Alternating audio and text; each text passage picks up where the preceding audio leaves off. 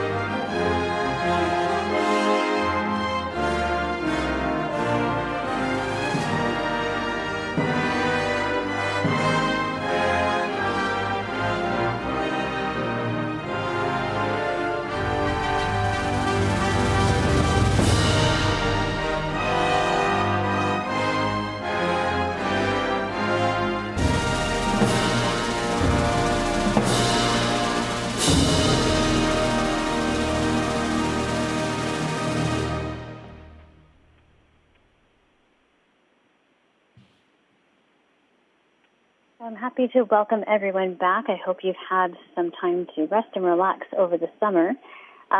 Just to start with our meeting norms, we have some new people with us tonight, our student trustees in particular.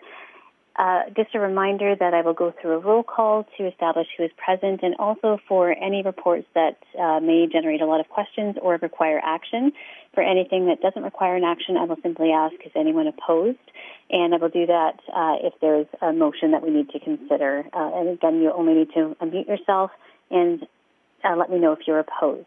I'll remind everyone to please make sure you're on mute when you're not speaking, and that helps with our sound quality.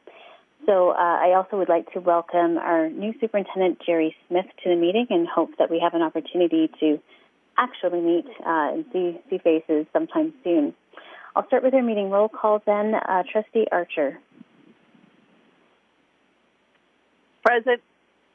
Thank you. Trustee Bingham. Present. Thank you. Trustee Buck. Present. Thank you. Trustee Dees.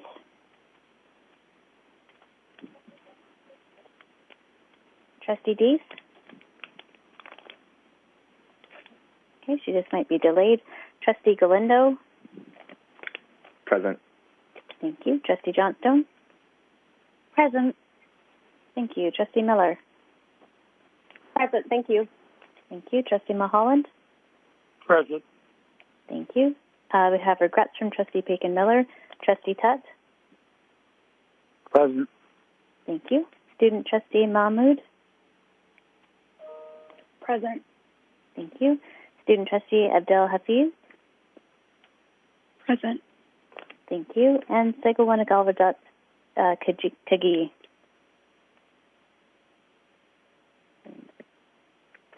Okay, so just missing Trustee Dees and Segawana Galvadat Kagi. Okay, we'll move into item number 4, which is declarations of conflict of interest. Does anyone have a conflict of interest to declare for the items tonight? Noting I haven't received any in writing.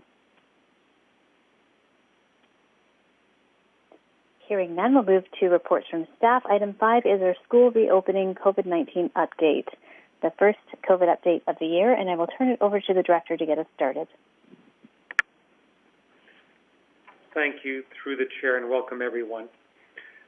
Trustees have received the slide deck in PDF format from Trustee Officer. We got it out last Friday, and know that information today we're providing is the best information we have today. We are excited, though, to welcome back our staff and students, and hopefully most of them in person. As we know, last year has been a challenging year, so it's one of great hope and excitement to see students back in our schools. Trustees see the slide deck in front of you. We're calling it School Reopening Update Number 1 for this school year. And on page 5-2, or second slide, I thought it would be important to talk about our focus of re-engaging and refocusing on our goals. So when we look at our strategic directions, there are many goals and strategies, but we've really highlighted from a student perspective. There are really 3, and the targets that we outlined last January to accomplish by August 2022 around safety, reading, and our graduation goals and targets. And especially with the foundation of closing the gap for students who are current and historically underserved, with our strong commitment to anti-oppression, anti-colonial, and anti-racism work. That is the foundation of what we're heading into. So as we think about the reopening, it's with these 3 clear goals and targets in mind to support our students. The next slide are really 2 key guiding principles that have been guiding our work. Last year we talked about 5 guiding principles, and this year we said really safety for all is key. And we talk about safety, not just physical safety from COVID-19, but it is clear we've heard from the experts in public health and also McMaster Children's Hospital around the safety net schools provide. So we think about safety regarding some of the basic essentials like food security. Also around safety when it comes to the social, emotional safety of our students and the key role schools play. And also, as we know, around their mental health. And that is going to be a clear focus as we begin the school year, and more to share on that piece around the work that's been planned to welcome back our students. And our second around is also the return to in-person learning. Last year, a lot of energy and time was around in-person, but also around the remote. We've had some learnings around remote, but our real focus is to have as many students return to in-person learning because of all those safety components I just highlighted, not just around physical safety, but social, emotional, and mental health safety. The next slide sort of provides an update of the key information we've received prior to the slide deck going out to trustees on Friday. As was stated, released August 3rd was the Ontario Ministry Guide to Reopening School, and an updated version was then sent on Friday, August 13th. And that has been guiding our work as staff around our reopening plan. In addition, on August 11th, the Ontario Ministry of Health releases COVID-19 guidance around school case contact and outbreak management. And in addition, which is not on this slide, but we received our first memo late Friday evening that supported the news release of the province around the immunization disclosure and testing requirements. And that also will be shared. And all of that has been guiding our work. And there's still more information to come around the immunization requirements. We've only received 1 memo to date, and we'll be providing an update on that key component as well. The next slide, before I pass it over to Associate Director Sue Dunlop, is the updates will be providing this evening. I won't read them to the trustees, but you can see the summary that has been provided. And I will pass over to Associate Director Sue Dunlop as she will begin the process and how we'll be presenting these updates to trustees tonight on behalf of the team. Thank you, Director Figueredo, and good evening, everybody. I'm very pleased to be here. I just wanted to add to what the Director said through the Chair, that we are working as an Executive Council team to get ready for opening and very excited to welcome staff and students back, and also working with staff teams and with public health very closely as we make our schools ready to go. So what we're going to do is go through each of the slides, and different Executive Council members are responsible for various sections, and so I'll be calling upon them to present the slides. So we're going to move on to 5-6, Summer Learning Support Update, and that is Superintendent Blair. Thank you, and I'm really grateful, Associate Director Dunlop, to have the opportunity to talk about the summer learning sessions that we're fortunate to run this summer. Again, this is the second year in my career where we have received funding from the Ministry of Education to support students that require specialized services through special education. So you can see there's quite a list. Some of the sessions are in person and some are running remotely.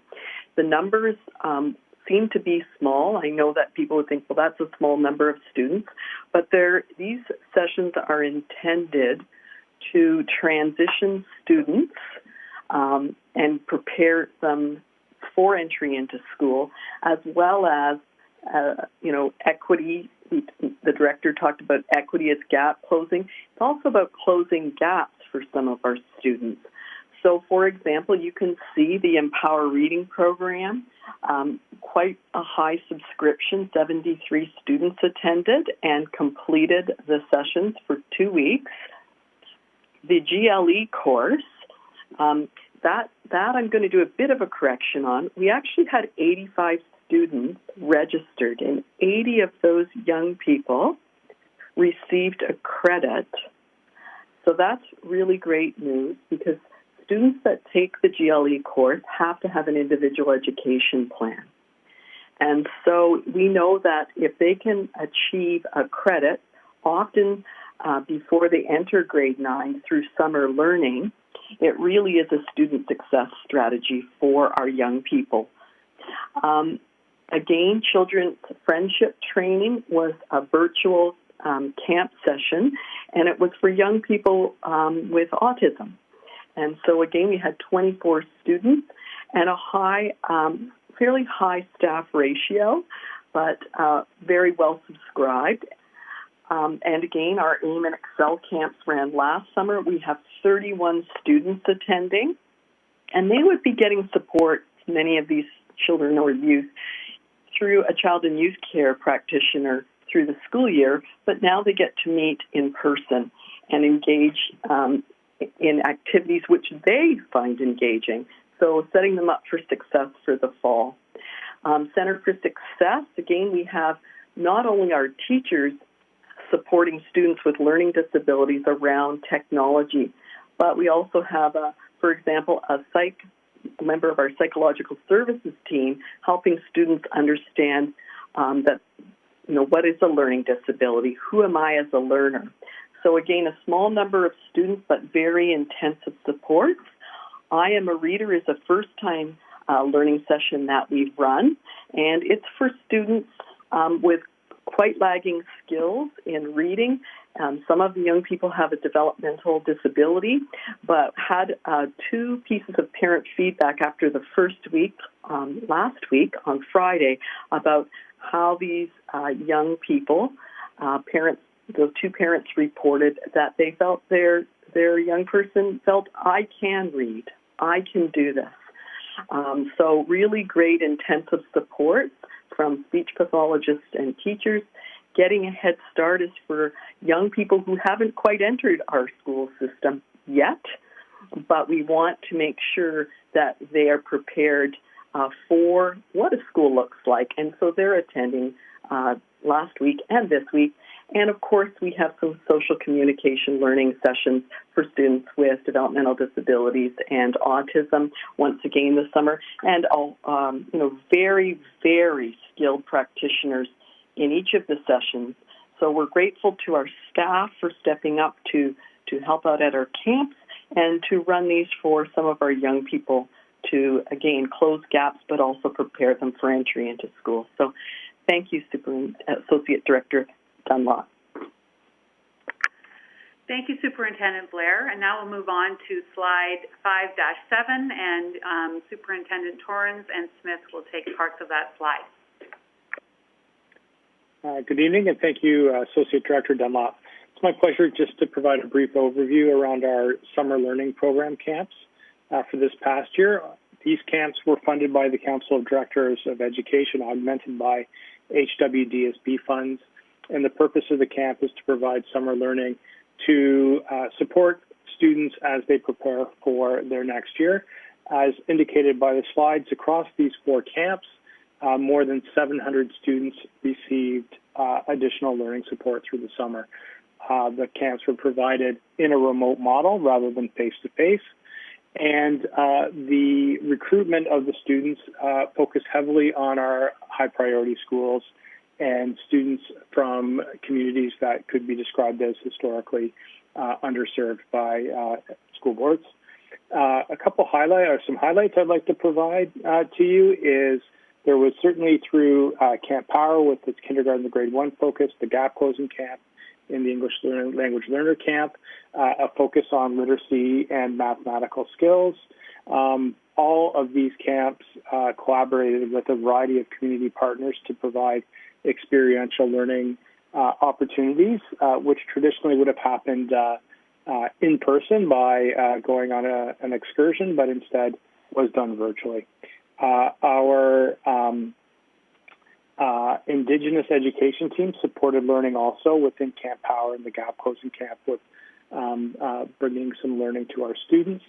And our de-streaming camp of grade 8 students was an opportunity for us to do some learning as an organization while we're supporting those students as we prepare to launch grade 9 de-stream mathematics in September.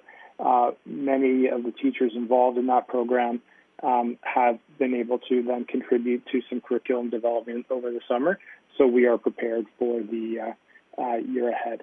Thank you, and I'll turn it to Superintendent Smith. Thank you very much. An update for continuing education. At this time, unfortunately, we do not have statistics for all of the bulleted areas. Continuing ed is working hard, and they're still collating the majority of this data. What is available, I can speak to the first and the fourth bullets to give you updates about Reach Ahead credit programming, and also the credit summer school for new and upgraded credits. So when we think about the new and updated credits, these are for credit programs from grade 9 to grade 12. So the data provided suggests that we had 2,716 students enrolled, which is a great number. Of that 2,716, we had successfully completed a number that looks like 2,307, and that's a 85% success rate. So that's a good start. That's a good chunk of kids. And as we look at the Reach Ahead, I'm actually quite excited about this. This is an opportunity, as you know, for grade 8 students who are looking to get a jump on high school with that civics and careers credit. We had 1,139 of those students enrolled, and 1,005 successfully completed, and that's an 88% success rate. So that's the information we have, and when we have the other information, we will update to make sure that you have the most up-to-date information. Thank you. Thank you, Superintendents Torrens and Smith. And now we'll move on to slide 5-8 and Superintendent Stefanian. Thank you, Associate Director Dunlop, and it's great to be able to provide an update to trustees this evening with respect to the work of our social work services team over the summer, and specifically to the work of social workers or our mental health workers. Very similar to specialized services, this is the second summer in which we have received funding from the Ministry of Education that has allowed us to provide continuous social work service for students over the summer. So I'd like to provide trustees with a little bit of an update in terms of the students that we have had the opportunity to support. Over the course of the summer, there were 76 referrals for individualized student mental health support.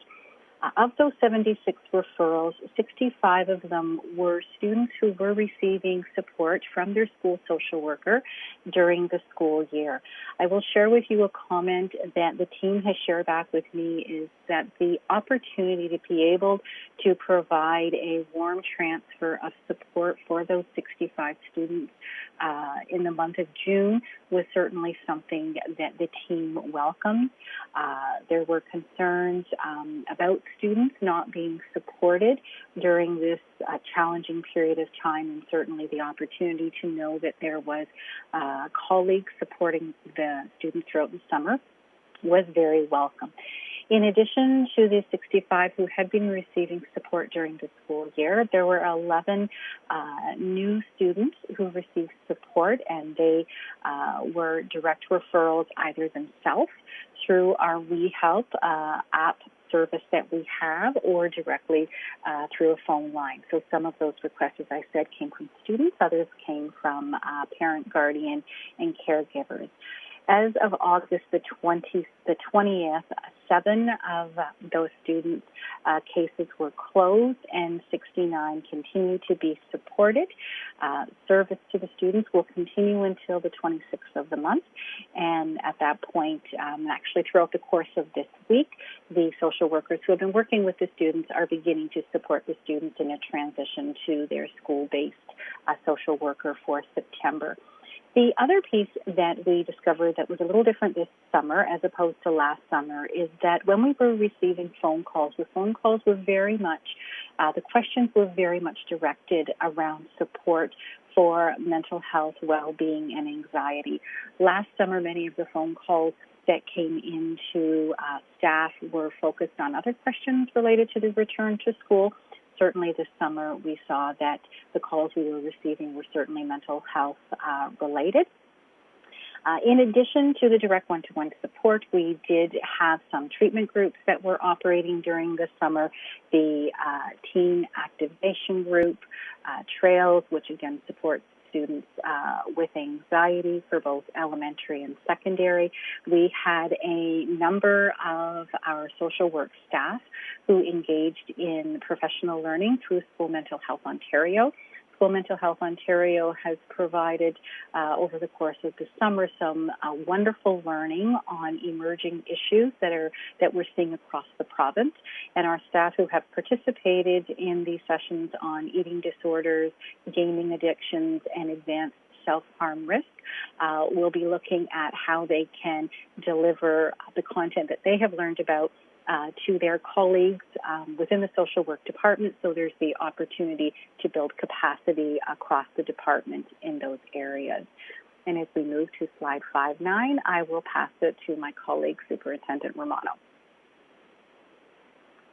Thank you very much, and I'm very happy to share with you the work that we have completed over the summer and to date in regards to public health. So, as in past years, our continued partnership with Hamilton Public Health is very strong. The operational guide that you also have had a chance to take a look at, within that guide, there is direction from the Ministry of Education regarding a number of the protocols that we're working on right now. And important to note that within that guide, it does talk about the relationship that we do have with public health, in that public health may require additional or enhanced health and safety measures above the standard of that guidance document based on our own local experience and data. So a lot of conversation happening right now as we work through that document and prepare our schools for September. The guide talks to a number of protective strategies. These are, again, multiple strategies and a layering on of controls to support a healthy and safer environment. So the first one is daily screening. We are working with public health right now to determine how best to operationalize this based on our experiences of last year, as we did do daily screening last year, as well as the current data in Hamilton. Within the guide, it does talk about masking for grades 1 to 12. And I do draw your attention to the fact that on August 24th, 2020, last year, there was a motion that kindergarten students would be also required to wear a mask here in HWDSB. Certainly the perspective of our public health unit is that it is recommended, but at this time they're not mandating it. So I do draw that to your attention for potential further action. The last three, use of PPE, hand hygiene, as well as case management, are all pieces that were in place last year, and we expect some small tweaks to those protocols, but for the most part, those will continue to be in place. The changes that we're working through right now in terms of case management are very much connected to the pathway that we would take when we have a positive case based on vaccine status. So again, working through that with public health. I'm going to take you to the next slide, which is 5-10, to continue with the public health update. Just wanted to update you on the school-based vaccine clinics. This is one strategy out of a number of strategies that our own public health unit is taking the lead on. We are hosting those clinics in all of our secondary schools during the month of August from now until September 1st. Those are occurring afternoons, evenings, and weekends. There's only one school that we're not using at this time due to construction, and that's Ancaster. However, Public Health has been able to move that over to the Recreation Center for now. At this point, Public Health is continuing to look at data and working with us, and we expect that additional clinics will occur during the month of September. These clinics are open to our students, families, and staff of HWDSB at a school or a date most convenient for them. They do not have to go to their own feeder school. So we've been very excited about these, and they just started this weekend at Orchard Park and Bernie Custis, and continued today with Nora Francis Henderson in Glendale. And if you take a look at the website, you can see the future dates as well. In terms of the vaccine, we do know that the eligibility has changed, and that will, of course, increase the number of students that are eligible for vaccine. Up until August 18th, the student had to have turned 12, so their birth date had to have occurred in order to be eligible for the vaccine. But we do know that that eligibility has been opened up. So again, these clinics are wonderful at being able to address the additional number of students that are now eligible. Moving on to 5-11.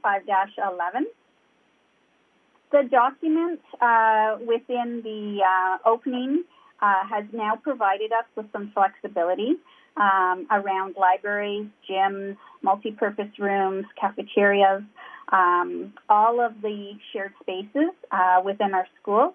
So the protocols being worked on right now will reflect this. We'll be monitoring these very closely ourselves, as well as through public health, as we go into September to see the impact of shared spaces on potential close contacts. But we'll be working again very closely with our own team as well as the public health team. So very excited about the pieces that we have in place.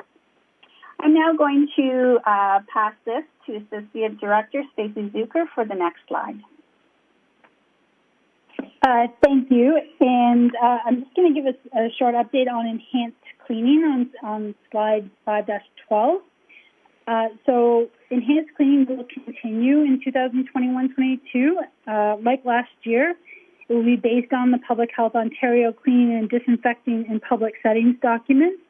There will be emphasis placed on frequent cleaning of equipment and high-touch surfaces like doorknobs and hand opening or door opening stations, water faucets, that sort of thing.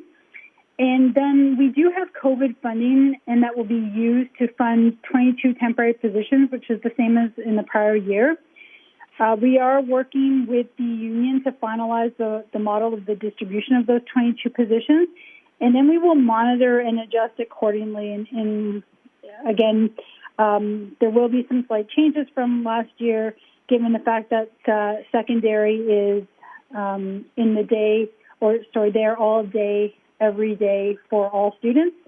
So we did redeploy some secondary positions last year to elementary schools, and that will not happen this year. But again, we are working with the union on the method of distribution, and we will monitor and adjust accordingly. And with that, I will turn it over to Superintendent Nunn to talk about immunization and testing. Thank you, Associate Director. Pleasure to provide an update in regards to the COVID-19 immunization disclosure policy for the education sector. It was announced on August 17th that the Government of Ontario will implement an immunization disclosure policy for all publicly funded school board employees, staff in private schools and licensed childcare settings, and other individuals who are regularly within these settings for the duration of the forthcoming school year. As a result, the policy will require school boards like the HWDSB ensure all of our board employees undertake one of the following. Either 1, provide proof of full vaccination against COVID-19, or 2, provide a formal official documented medical reason for not being vaccinated against COVID-19, or participate in an educational program approved by the Ministry of Education if they have not yet received their vaccine. This approach will apply to all staff, including student placements, frequent school visitors, including but not limited to, for example, our school nutrition program staff and other professionals who deliver services within our schools. School board employees, student transportation drivers, and frequent visitors, and other professionals who are not immunized, including those with medical reasons, will be required to complete regular COVID-19 testing as directed within the provincial guidance document. Human Resource Services is currently working right now to implement our local procedures, and we'll be consulting with our unions in the coming week before distributing information to staff next week. At this point, I'll turn to my colleague, Superintendent Denemy, for slide 14 in regards to extracurricular activities. Thank you. We are very excited that we will be planning a full return to athletics within HWDSB this fall. As we plan a return-to-play guide for our schools and coaches, these guidelines will be respecting the guidelines outlined by the Ministry of Education, our Public Health Services, as well as OPHEA, the Ontario Physical and Health Education Association guidelines. We know that we can have high and low contact activities are permitted indoors without masking, and high and low contact activities are permitted indoors. And masking is encouraged for indoor activities where they can be worn safely based on the activity. We do expect fall sports to begin as soon as possible, and we are planning for a safe return to activities. Currently, the athletics department will be going through sport by sport that are traditionally offered throughout the fall, comparing the guidelines for the sport to the guidelines I outlined from the ministry and the Hamilton Public Health, and preparing accordingly and sending out information to schools in the forthcoming days as we head into September. With that, I turn it over to Superintendent Bill Torrens to discuss extracurricular activities. Thank you, Superintendent Denemy. It's my pleasure to make the board aware that extracurricular activities with a focus on musical bands and other clubs can resume during this academic year with public health precautions as outlined previously in this presentation. Outdoor activities are preferred. Specifically, that allows cohorts of students or students from different classes to mix together in that activity as long as the appropriate distancing is in place. Indoor activities will require masking and distancing of approximately 2 meters. Bands and clubs do fall under the same set of guidelines as curricular areas. So when it comes to using instruments, singing, sharing equipment, there'll be a series of protocols that need to be followed to enable those to happen safely. Thank you, and I will move next to community use of schools, and I believe that is Associate Director Zucker. Thank you. And for community use of schools, just wanted to highlight a couple of things. For outdoor use of our fields, we have actually been renting our fields since June, so nothing will change in that respect. And for indoor, we did over the summer, as required by the ministry, make facilities available to our partners to use. In the fall, before and after care and daycare will continue to use the board facilities. We don't have any other rentals scheduled at this time, but we will continue to review with the Catholic Board in the city to try to ensure that we have consistency. And we will also continue to take advice from public health. So with that, I will turn it back to Sue for whoever's next. Thank you, Associate Director Zucker. So I'm taking this next slide. So we're on slide 5-17, if anyone's needing to another reference. So just talking briefly about visitors and volunteers. Visitors to schools are still going to be somewhat limited this coming year, with essential visits happening, including our third-party service providers who work with students allowed in the schools. And, of course, screening and the vaccination or immunization disclosure policy will apply, and virtual registration will continue for families. And we know, too, that volunteers will fall under the immunization disclosure policy, and we will be having volunteers for extracurriculars, and that will be resuming. And we are still working through the details of what that will look like for visitors and volunteers in terms of immunization disclosure. So now I'm going to pass it on to Superintendent Estella Jones and Superintendent Jane McPherson, who are working together on our elementary model for this coming fall.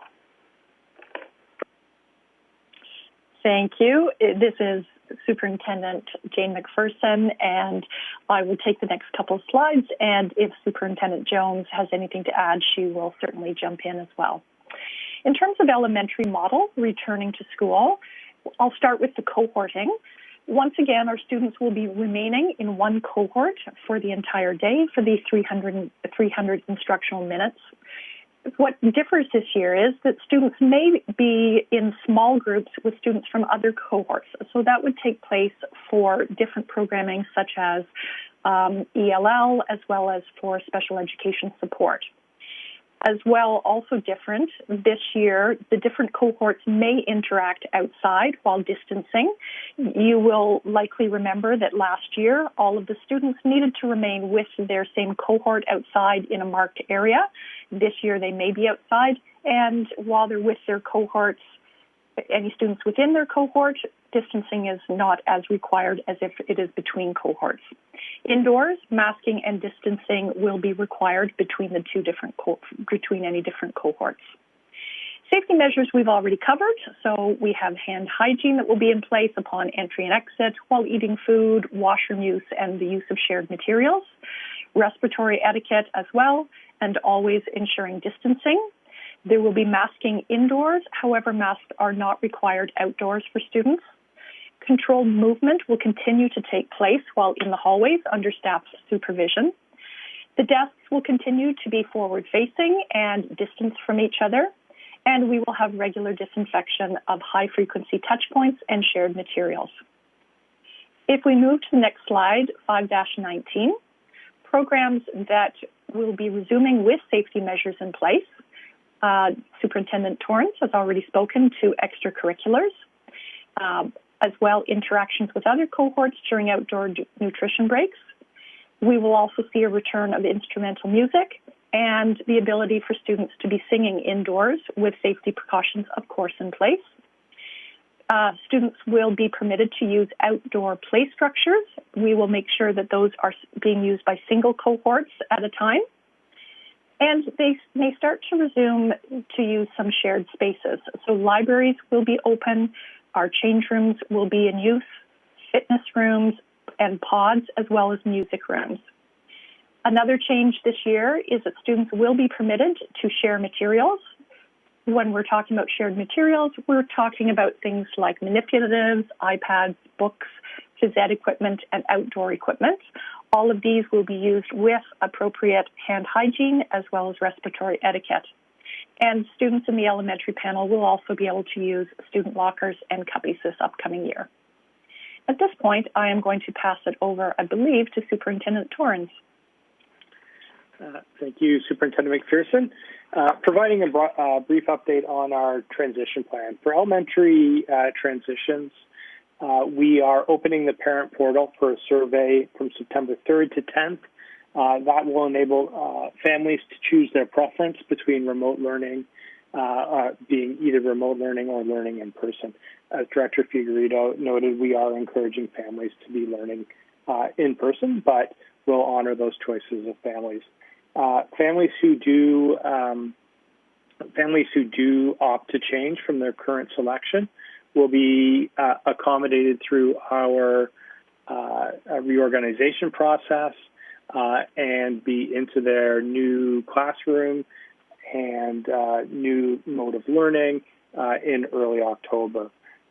Any families that do, for whatever reason, choose not to attend in person while waiting for a move to in-person or not, we will have resources provided to them. The program division has developed resources that will be shared with them, as we did during the course of the school year when we had students who were not necessarily connected to learning at times.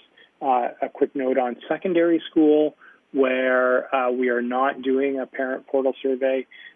We are asking students and families to indicate any changes directly to the Student Services Department of their school, so the change can be made there. And I will turn things now to Superintendent Ferguson. Thank you, Superintendent Torrens. So I have the pleasure to speak to the secondary model for September. And secondary will be starting in a quadmester, and we have set this up for the first half of the year, certainly following public health guidelines and all of the safety protocols. So those that have been outlined to date also will guide us in secondary school.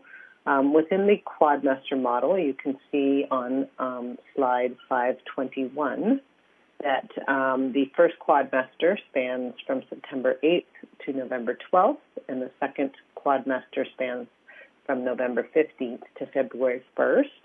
And within those quadmesters, the last 3 days are student success exam days.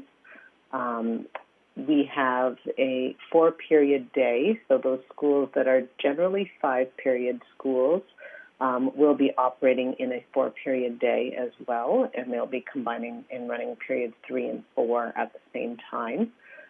So schools will run a 150-minute period 1 class, and then students will have a lunch, and then there will be a 150-minute period 2 class. And then in the second quadmester, we will run period 3 and period 4 with its student timetables. So you can see a sample student timetable as well as sample teacher timetables below. Within the quadmester, so we would be limiting, or within the school, for safety, we will be limiting exit and entry doors to doors that are closest to those classrooms.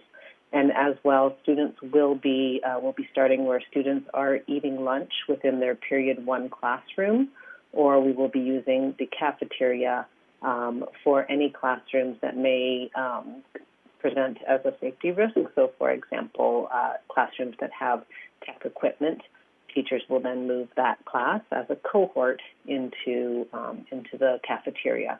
And so the whole lens is to have students cohorted into 2 groups to minimize movement in the halls as much as possible, and to embrace our students and welcome them back, but to keep our safety protocols in place. Schools are sending out timetables to students, to families electronically. They're doing that this week. And we are also allowed or permitted to use common spaces, but groups will still remain within cohorts within those common spaces. Thank you. And I believe I'm passing it back to Superintendent Torrance. Thank you, Superintendent Ferguson. Now I am moving to an update on remote learning, beginning with elementary remote learning. Right now, we are anticipating approximately 1,800 students, as outlined on the screen, or in the slide deck, rather, to start with us in September. Approximately 1,600 students in the English track, and approximately 160 students in the French immersion track. We have 72 total classes at this time. As a reminder, we're using a dual track model where remote classes are placed into physical schools and are part of that school community, which is a shift in practice from last year when we had a standalone remote learning program. We're on track at this point for learning to begin on the first day of school, September 8th. All things going well in terms of having staff in place, learning resources, and our digital classrooms prepared. Moving forward a slide to secondary e-learning. We are using e-learning as our remote learning model. We have just under 400 students right now with a full e-learning timetable, but we are mindful that there are a large number of students who continue to have one or more e-learning classes also on their within their timetable. So they are both learning in the physical school and through e-learning. As we see students possibly making changes to add additional e-learning or add additional in-person classes to their timetable, we may need to look at additional staffing where we may have some needs that we need to address to ensure all students have the pathways they need towards graduation. And with that, I will turn it to Superintendent Stefania. Thank you. Thank you, Superintendent Torrance. So we are on slide 5-24, and I know that this is a lot of information coming at trustees as well as our community who may be listening in. And at this point, I'd like to turn attention to the plans that we have been engaged in around supporting student safety and well-being as we look at the return to school.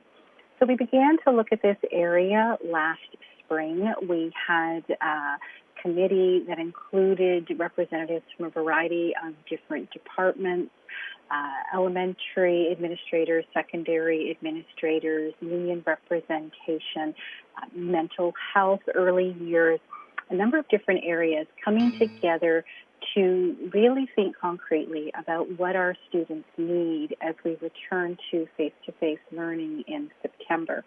Trustees may also recall we did administer Middle Years Development Instrument Light version, or an MDI Light, during the month of June, where both parents and students have the opportunity to share about their own experiences during the pandemic. Because while we have all experienced the pandemic, how the pandemic has actually impacted us is different from person to person. And so it's extremely important that we keep that in mind as we are considering what our students need when we return. We also have the opportunity last spring to sit down with some of our partners within the community from McMaster Children's Hospital, Linwood Charlton, CAMH, Public Health, as well as some work with Dr. Jean Clinton, to really think critically about the students' return to school and how do we support students in returning in a positive way. So from that came what we're defining as Reimagining Wellness, which is a very exciting focus on returning to school with a focus on community, connectedness, inclusion, resiliency, safety, and belonging. Extremely important that as our students are returning to school, staff have time to work with students, both as classes, as divisions, as entire school, to build that sense of belonging, connectedness, safety, to create those welcoming spaces where students feel safe. We know that for some students, what they need is they just need to be back at school. They need to be back in their routines. They need to be back with their peers. They need to be back in the classroom. They need to have that regular daily interaction. We have to be cautious that at this point we don't pathologize that all students need mental health support. We know what is important for all is that we create this solid community foundation. So we have had a team that has been working over the summer to create activities that will be made available for staff as they enter into the school year and will be part of staff learning on the upcoming professional activity days. Those activities are focused on three key areas, those areas that we know are essential for students as they return, and that's community and team building, physical activation, and social emotional skill development.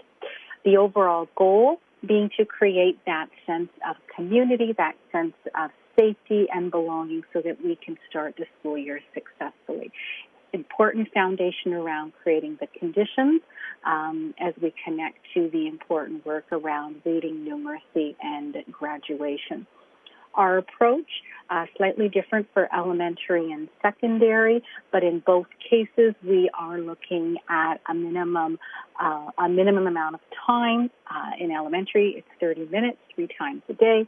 Secondary, it's 10 minutes 3 times a day over the course of 6 weeks. And as I mentioned, activities have been created.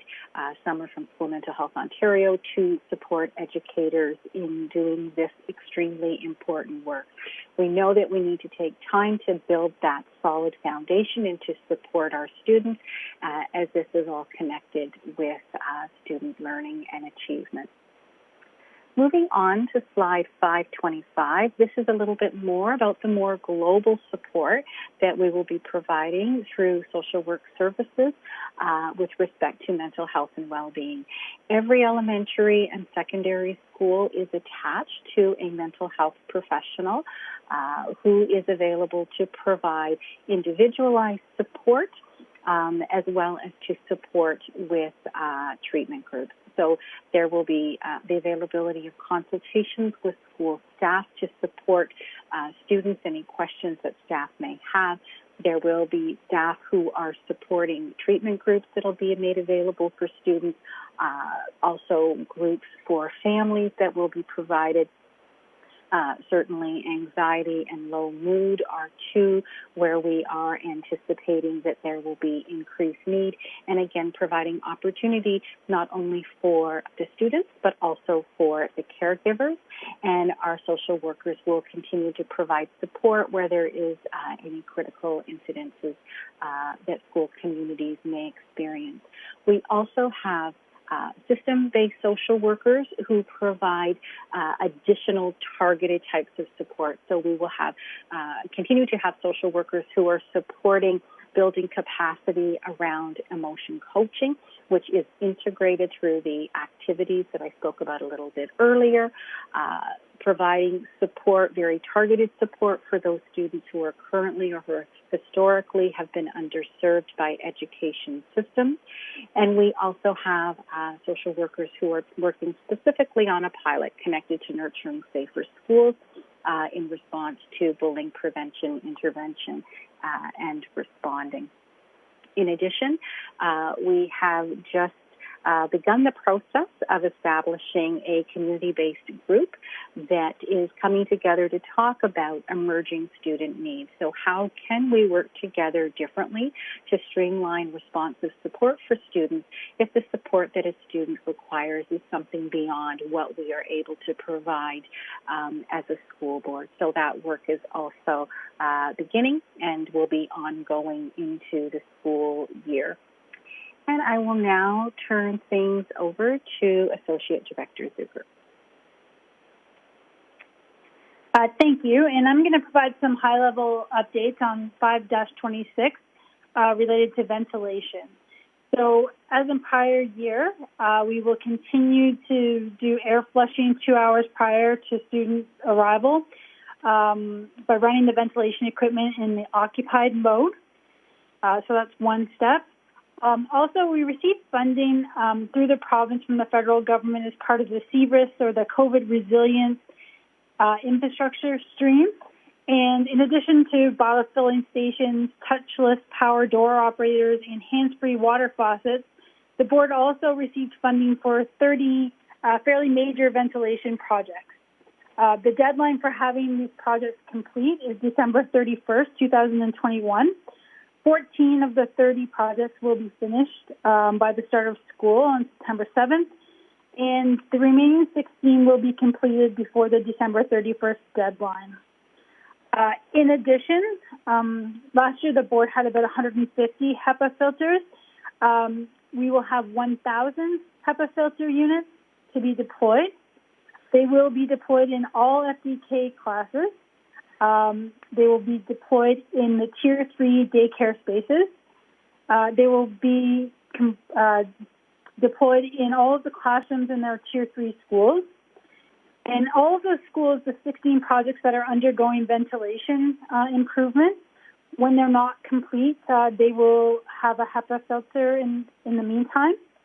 Also, in special education spaces where students cannot wear masks, we will have those HEPA filter units.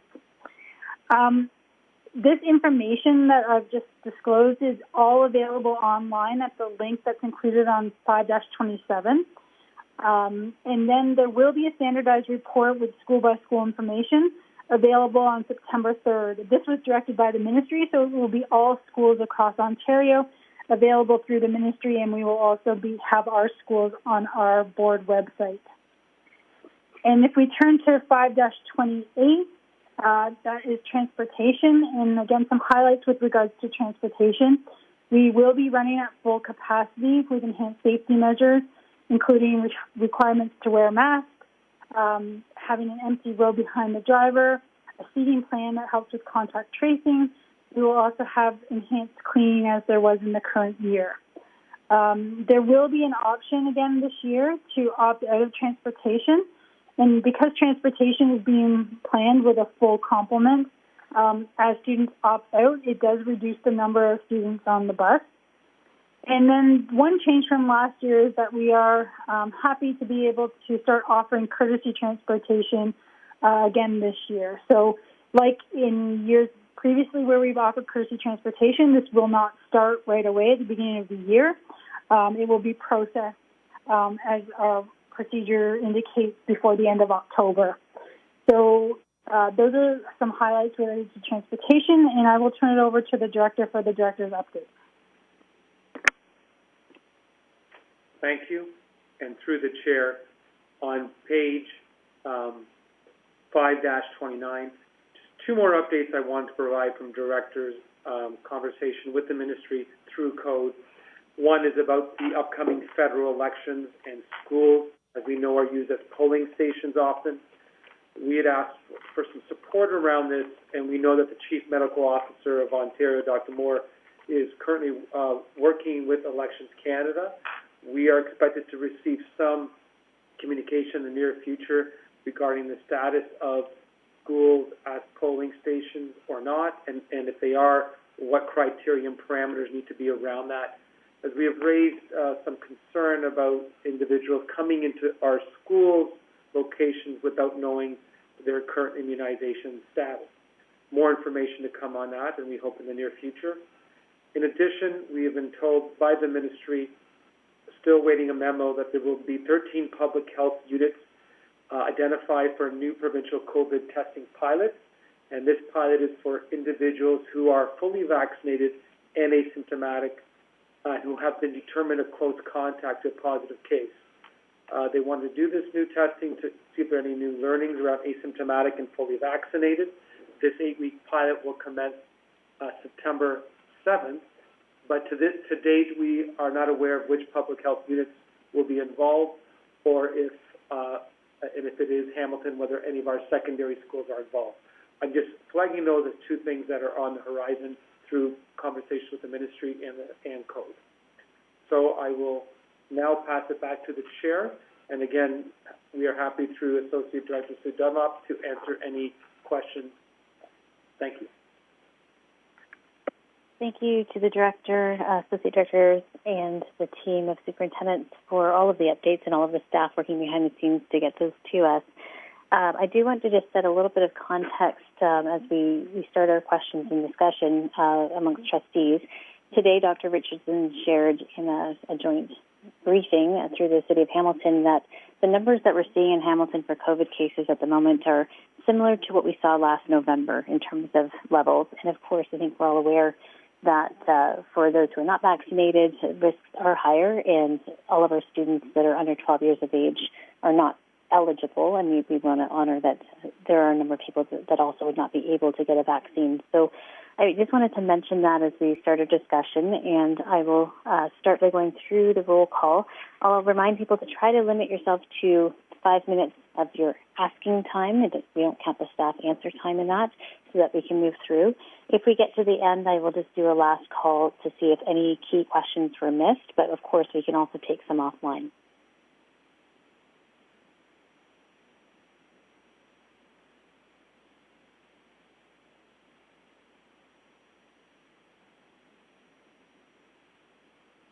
No questions at this time. Thank you.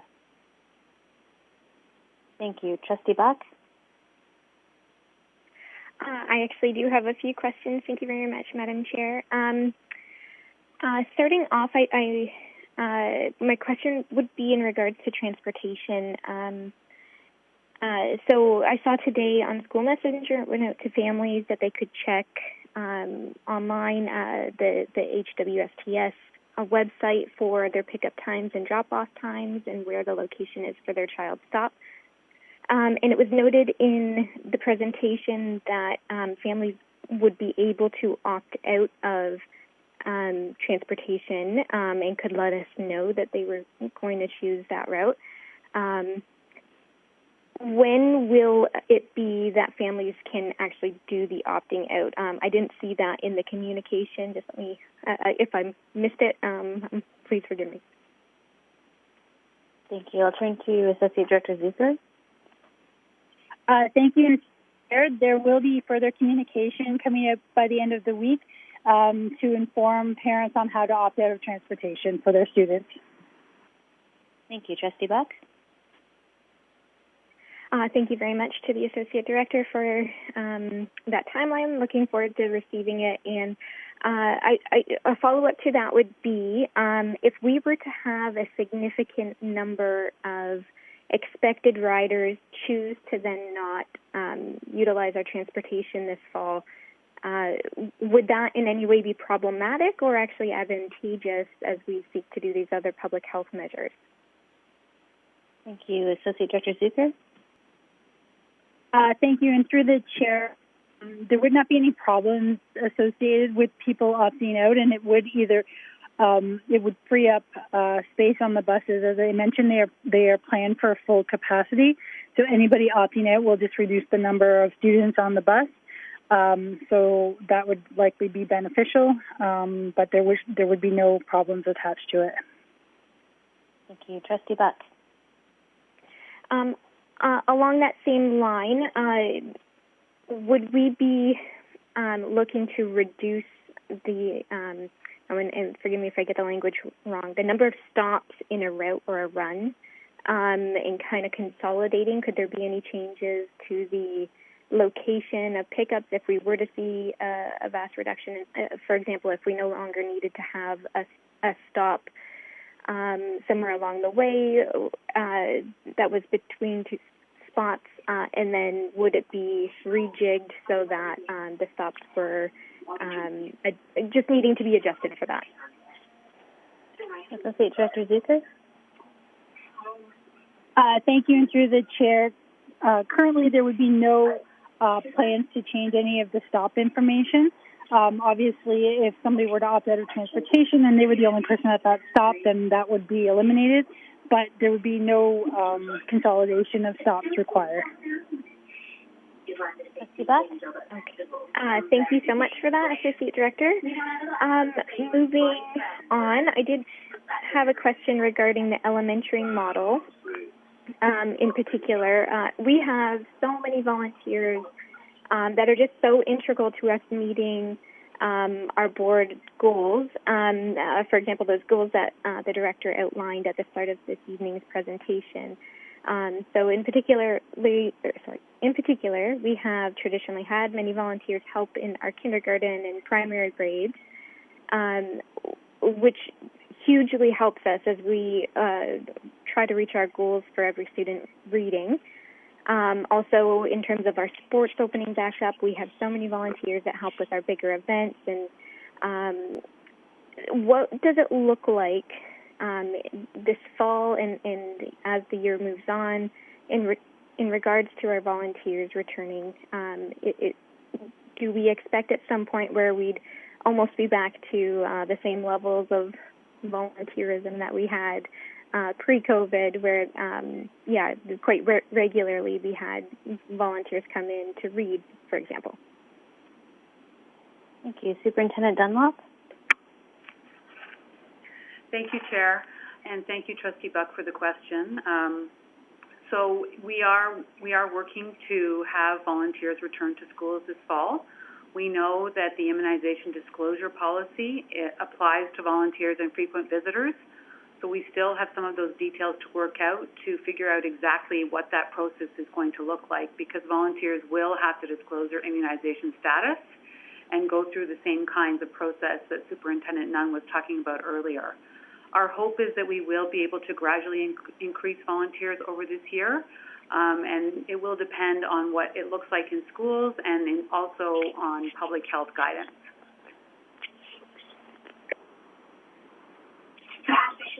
Trustee Buck? Thank you very much for that, Associate Director Dunlop, for filling us in on our volunteers. And I just have one last question. So in terms of staff and volunteers and folks providing their vaccination status and working through steps if they were not vaccinated, who is it that handles and fields those questions? Is that going to our HR department, or will it be handled by staff in schools? And how will we ensure the privacy of that information and make sure that that highly sensitive information remains private and confidential? Thank you. Associate Director Dunlop? Through the Chair, Director Figueredo, I'll take this question. Can I just get trustees to check, or everyone to check that they're on mute? We just have some background noise. It sounds like a television or something. Thank you. Over to you, Mr. Director. Thank you. To Trustee Buck's important question, as we've been informed, there's around the immunization disclosure and testing requirements, really three key things, and I'll share what we've received to date. So the first piece HR is working on, as Superintendent Nunn had said, is around the disclosure of immunization status. So a memo did come late Friday from the ministry around the attestation requirements and the uploading of that information. That information will be shared with our Human Resource Department, remaining confidential. However, it will be going into our HR information system, and boards are required to report that information publicly September 15th to the ministry and on our website. When I say report publicly, it is at a board level, so the rate of immunization, the immunization rate of our board employees will be made public, but it will not be reported at a school level or at an individual level. However, that information will now also be critical when there is a positive case in a school for contact tracing, because it will then provide essential information to what the next steps are for individual staff members. The second piece we're still waiting for, which we hope will come this week, is the information on if, after disclosure, if someone is not immunized, the requirement to disclose whether to share whether there's any medical condition or whether they have to take an educational session. So we've been told that Ministry of Health is involved in terms of what that educational session will look like. Likely, I'm hearing it'll be a virtual format. And then the second piece is around then the requirements for weekly testing. And what we don't know is what that would look like for the rapid testing that will be required and who that's reported to, the results of that testing. That level of information, we were told, is coming soon in consultation with the Ministry of Health. So our first step will be then to gather the information from staff, and HR is ready to move forward with that based on the latest information we received Friday. So some of that execution will begin later this week and next week as preparations are going. And then we have to wait for the second memo around educational session requirements and testing requirements. And we are a bit told that the ministry will be providing, like they provided all the other PPE, that they will be providing the testing kits to school boards to distribute to staff who require it. And we'll gain a bit more information on what that also looks like for frequent volunteers in our schools. So through the chair, Associate Director Sue Dunlop has an addition to my comment as well. Thank you, Director Figueredo, and through the chair. Trustee Buck, you also asked about privacy concerns for volunteers and disclosure of immunization. And those are exactly the kinds of details that we still need to work out, because we know, of course, that we do need to make sure that someone's immunization status is kept private. And while we can operationalize this for staff at a system level, in terms of volunteers, it will most likely at this time be at the school level. So we do need to make sure we have a very clear process that also guards people's privacy. Thank you. Thank you, Trustee Buck. That was it for my questions. Just a big thank you to everybody for the answers, and just, thank you for everything. Bye-bye. Thank you. Moving along to Trustee Deef. Thank you. To the chair, I think most of my questions were asked. The only question I had was, it was stated in the news that there's pockets within Hamilton, including rural, that have lower than average vaccine rates. So I'm just wondering, are we doing anything to get those areas increased? Now, I know there's pop-up clinics and that, but some within the rural areas, I'm just wondering whether we're doing some more education around getting vaccinated through the schools, promoting it, or providing clinics at elementary schools within the rural areas. Has there been talk of that, or? Thank you. Associate Director Dunlop? Thank you, Chair Danko. I'm going to pass this question along to Superintendent Romano because she's our liaison with Public Health. Thank you, and through the chair. Public Health does track data according to postal code.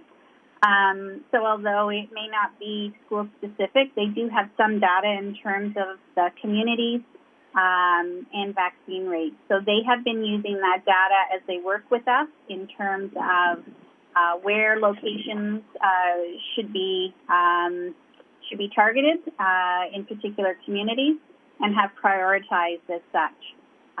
So they very much track that data and very much reach out to us accordingly to ensure that we're responsive to the needs of the system. Thank you. Thank you. Trustee V? Thank you. Yeah, thank you. That's it for my questions. Thank you. Thank you. Trustee Galindo. Thank you, Chair. I'm very thankful for the thorough report that we've received from staff today.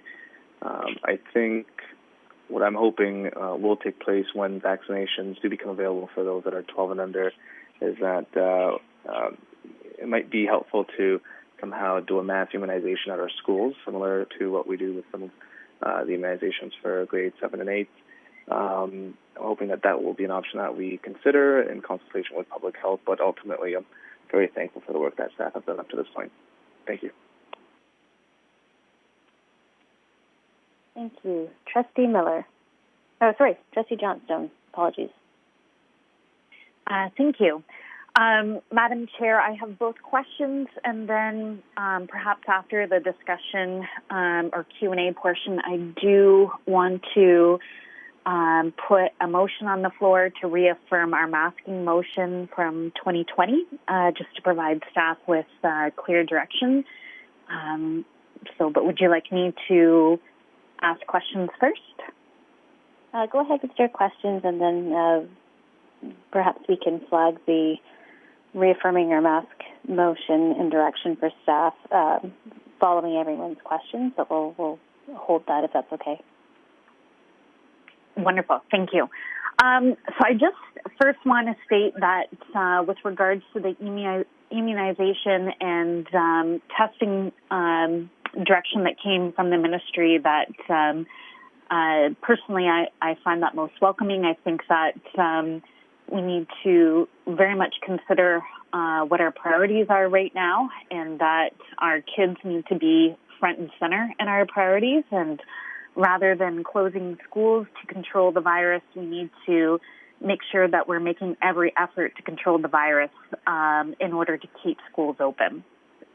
With that, I did have a couple of questions with regards to the immunization. With regards to vaccinations, do we have clarity from the ministry yet if individuals will be expected to provide proof or if it's an individual attestation form? Also, do we have information about who would be administering the rapid tests?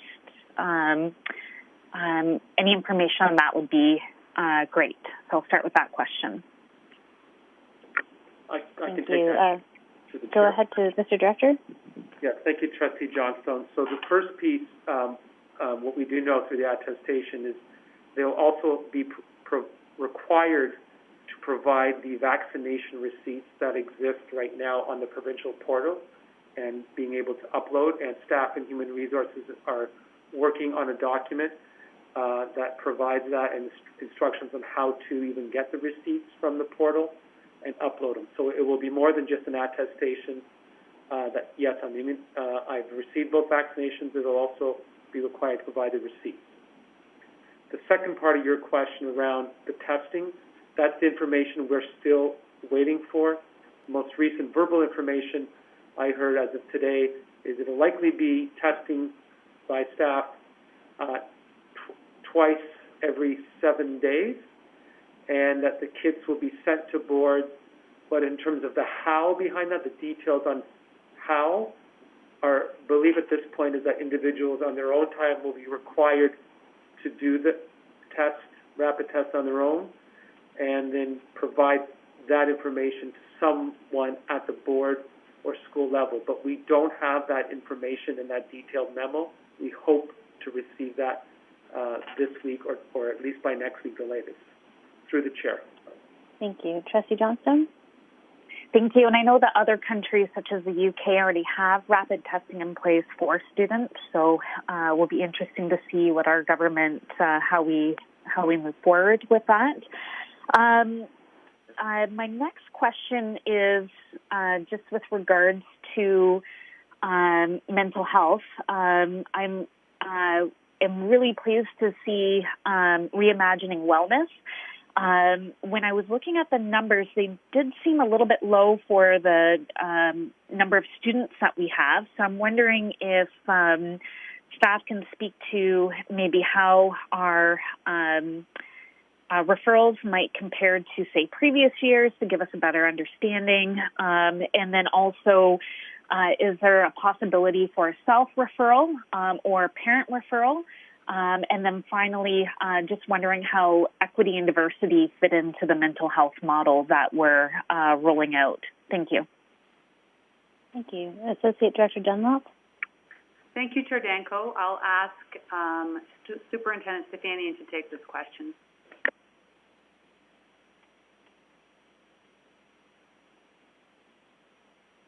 Superintendent Stefanian? I'm so sorry. I was answering and the mute button was stuck. Can you hear me okay? Yes, we can. Can you hear me okay now? Okay, perfect. Sorry, my apologies. Thank you to the trustee for the question. As I had mentioned, this is the second year in which we have funding where we have been able to provide support for students over the summer. The numbers that I had shared with trustees are summer numbers only. They're not the numbers for support that was provided by our social workers over the course of the school year. So those are summer support numbers only. Well, I don't have the numbers from last summer in front of me. I can certainly get those for trustees, but I can tell you that the numbers are up.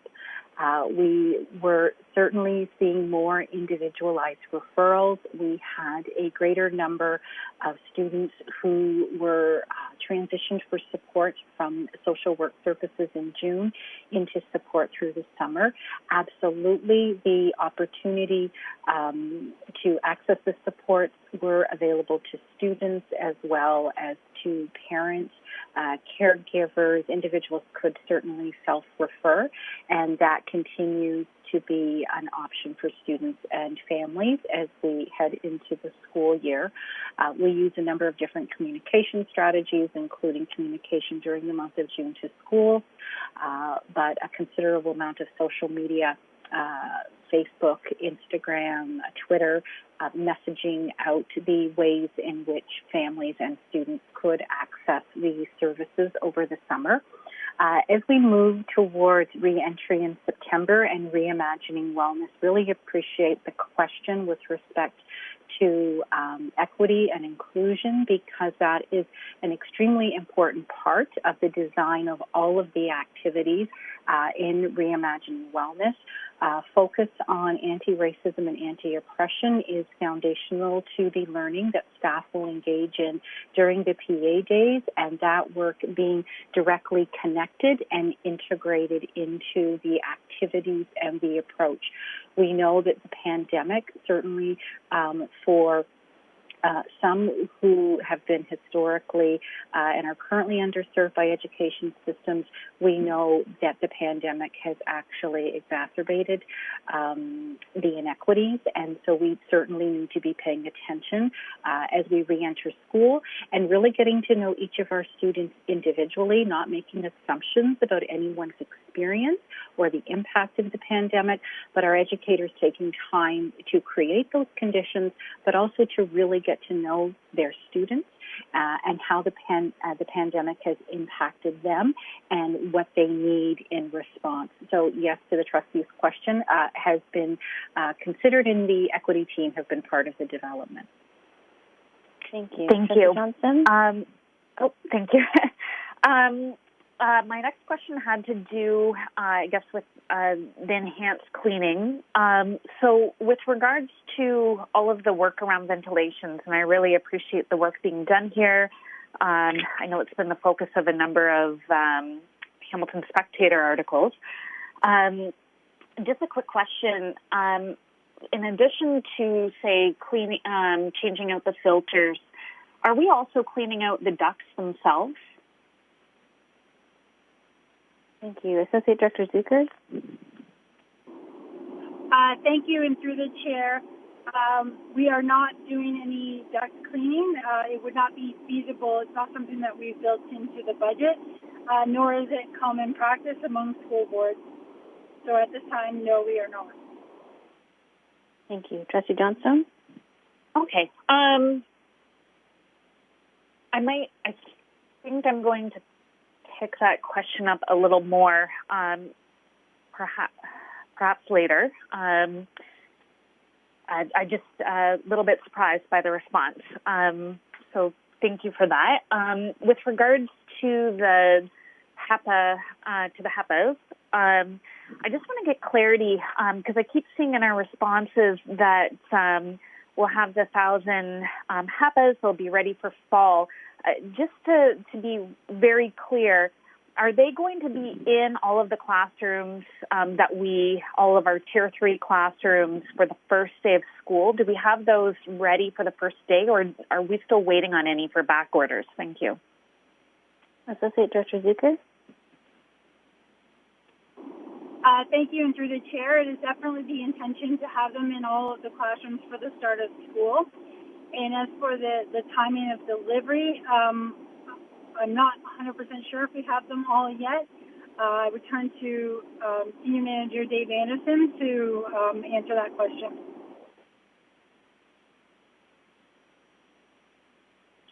So thank you for the question, and through the chair, we have not received our total allocation as of yet. They are being provided through the ministry, and our allotments were expected to begin this week, with our full complement expected to be in classrooms for September 7th, 8th.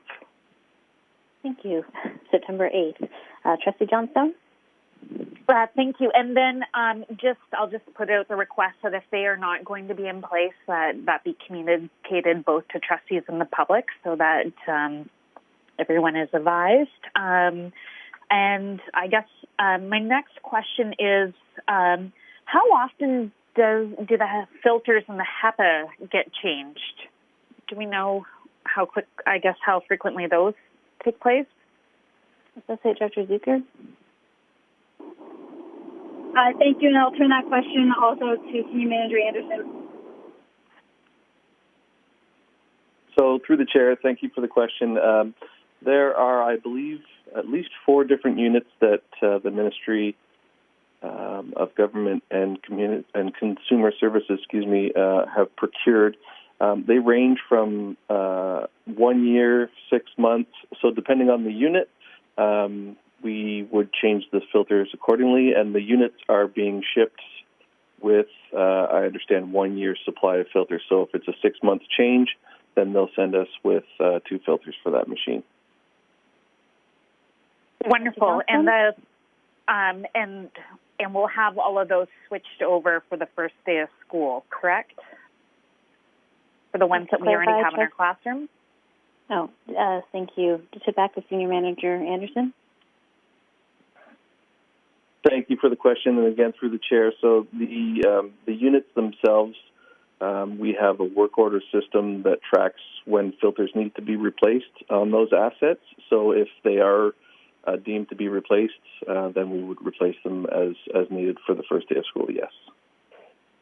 Wonderful. Thank you. And then we also, I know trustees did receive a question from a parent with regards to if school councils could purchase HEPAs.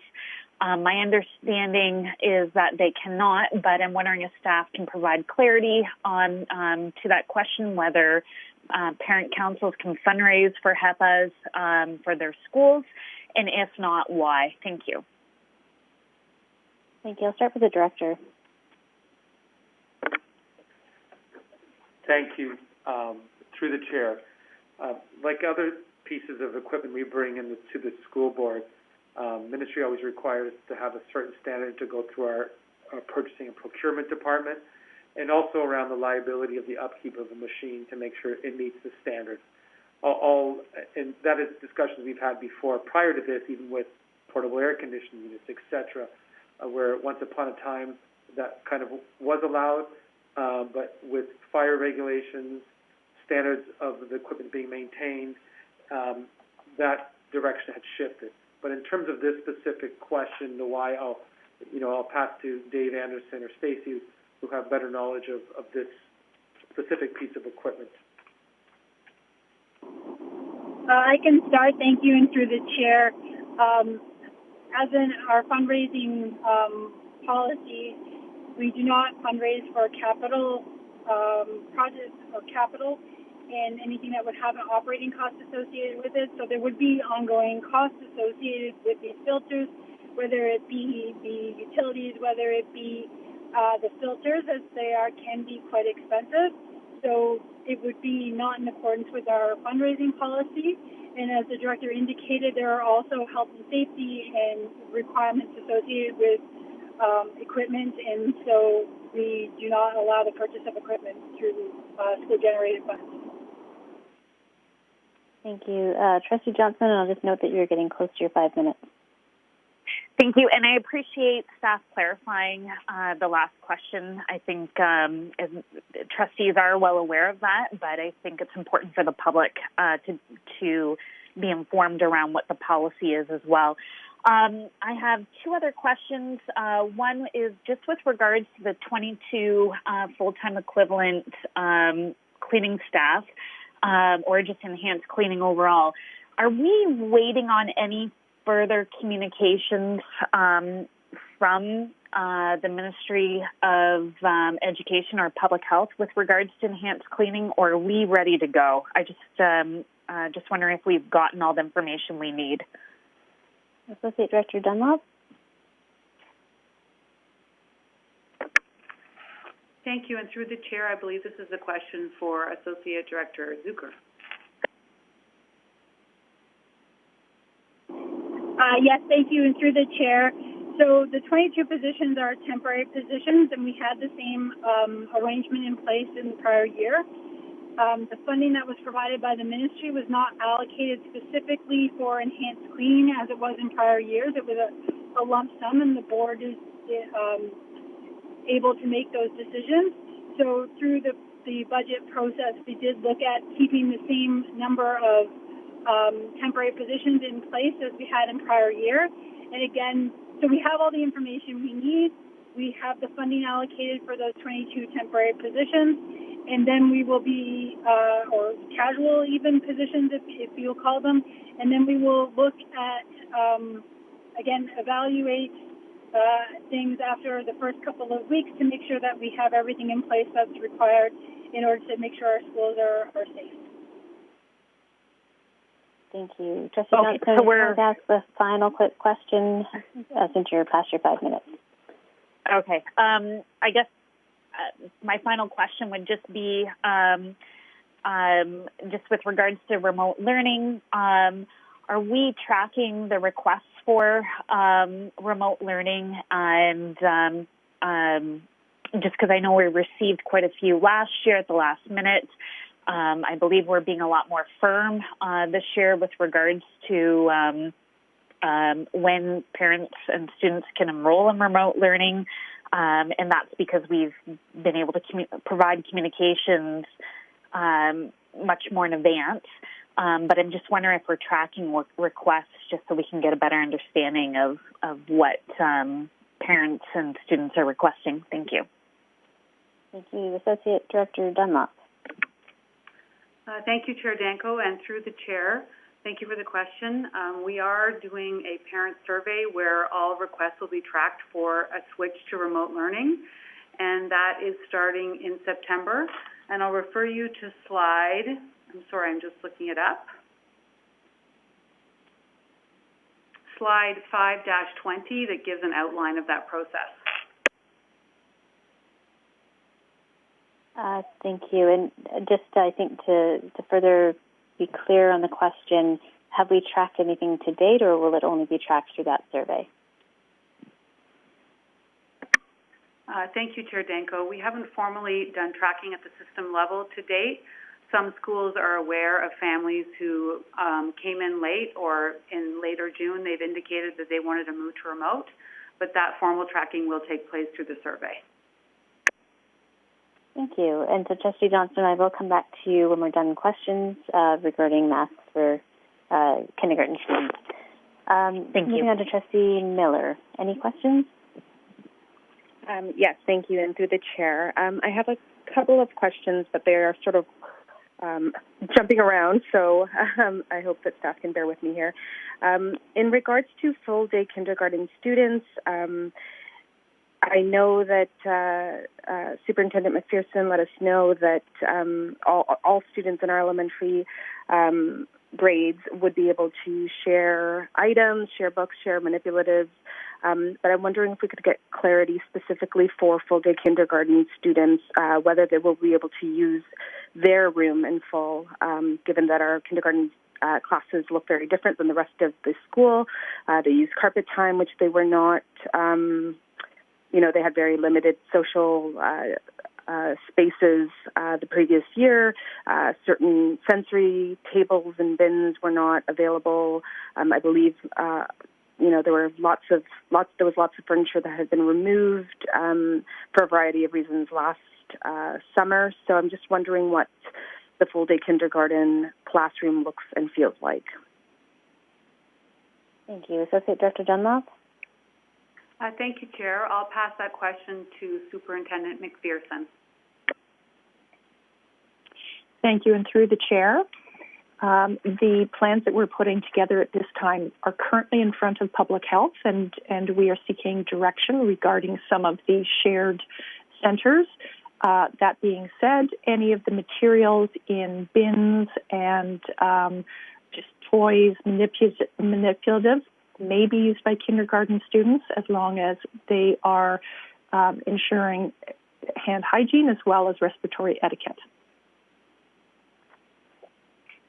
Thank you. Trustee Miller? Thank you. So I think I'll look forward to any updates we receive on that from Public Health. So in regards to the sports, I noted that in the staff report tonight, it mentioned that that masks would be used indoors for our school sports, as long as they could be done safely. So I was just wondering, can we get clarification on that? And I would wonder if a discussion needs to take place as to, if whatever the sport is can't be done safely with a mask indoors, do we have a responsibility to consider whether or not that sport needs to happen this year? I respect very much that we want to, return to normalcy, and we know that students and parents very much miss the extracurricular sport activities. But I do wonder if the sport is inherently inside and we can't mask safely, then that becomes a question as to whether or not it needs to happen at the moment. Thank you. Associate Director Dunlop. Thank you, Chair Danko. And through the Chair, as Director Figueredo mentioned at the beginning of the presentation, safety is one of our guiding principles, so we're always keeping that in mind as we make these decisions. And the trustee has raised some really important points around safety with sports and athletics, and some of those questions we are still working through as we're just waiting for a little more guidance around low and high contact sports from the ministry. But I will pass it over to First Superintendent Torrance to see if he has anything additional to add, and perhaps Superintendent Denemy might add from an athletics point of view.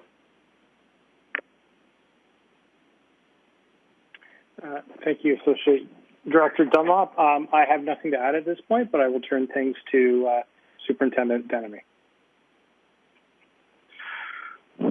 Thank you. And through the Chair, Associate Director Dunlop outlined many of the key points in getting additional clarification on what high and low contact means and what it looks like specifically, and also working closely with Public Health. As an athletic department, we are currently going sport by sport and looking at what will be considered high or low contact and what the risks are within those, and what modifications we would need to make to the sport in order to maintain safety, and if we can run the sport as Associate Director Dunlop outlined, safety is our main priority. So we are going sport by sport, rule by rule, and looking at what do we need to modify, what already exists, and what safety precautions need to be put in place, as well as seeking advice from Public Health and waiting for further documentation and guidance from OFIA, which is the Ontario Physical Education Guidelines. Thank you, and back to the Chair. Thank you. Trustee Miller? No, thank you. That's very, very helpful. Moving now to our volunteer policy, and I respect that this one actually might be another one that we are waiting further clarification on, but I am curious as to whether we consider, and obviously depending on whether or not we decide as a board to mandate vaccines from all of our employees, or to support that, or if we get further direction from the ministry on that. I think this is actually going to be just more of a statement. I do want to just put it out here that I think we would be diligent, and I think it would be a thoughtful consideration as to whether to have a different standard of policy for our volunteers than we would for our staff. And so, regardless of what happens at the staffing level, I do wonder whether it's important to have a bit of a more stringent policy when asking people outside of our immediate staff, the people who really do need to be in our buildings day to day. I'm just trying to think of, given how varied our volunteers are, they could be, from any different parts of the city, they could be from outside of our city. I do wonder whether we do just need to actually say that unless you can prove that you are fully vaxxed and are willing to do, even with a fully vaccinated status, willing to do regular testing if you're going to be coming into our schools on any sort of a regular basis. I do wonder if that one needs to be even firmer, where we don't allow even medical exemptions, where we don't allow, because we can't force volunteers who are not our staff to take a province-mandated course on COVID-19. We do have to respect that a person is going to make any decision that they want to make about vaccinations.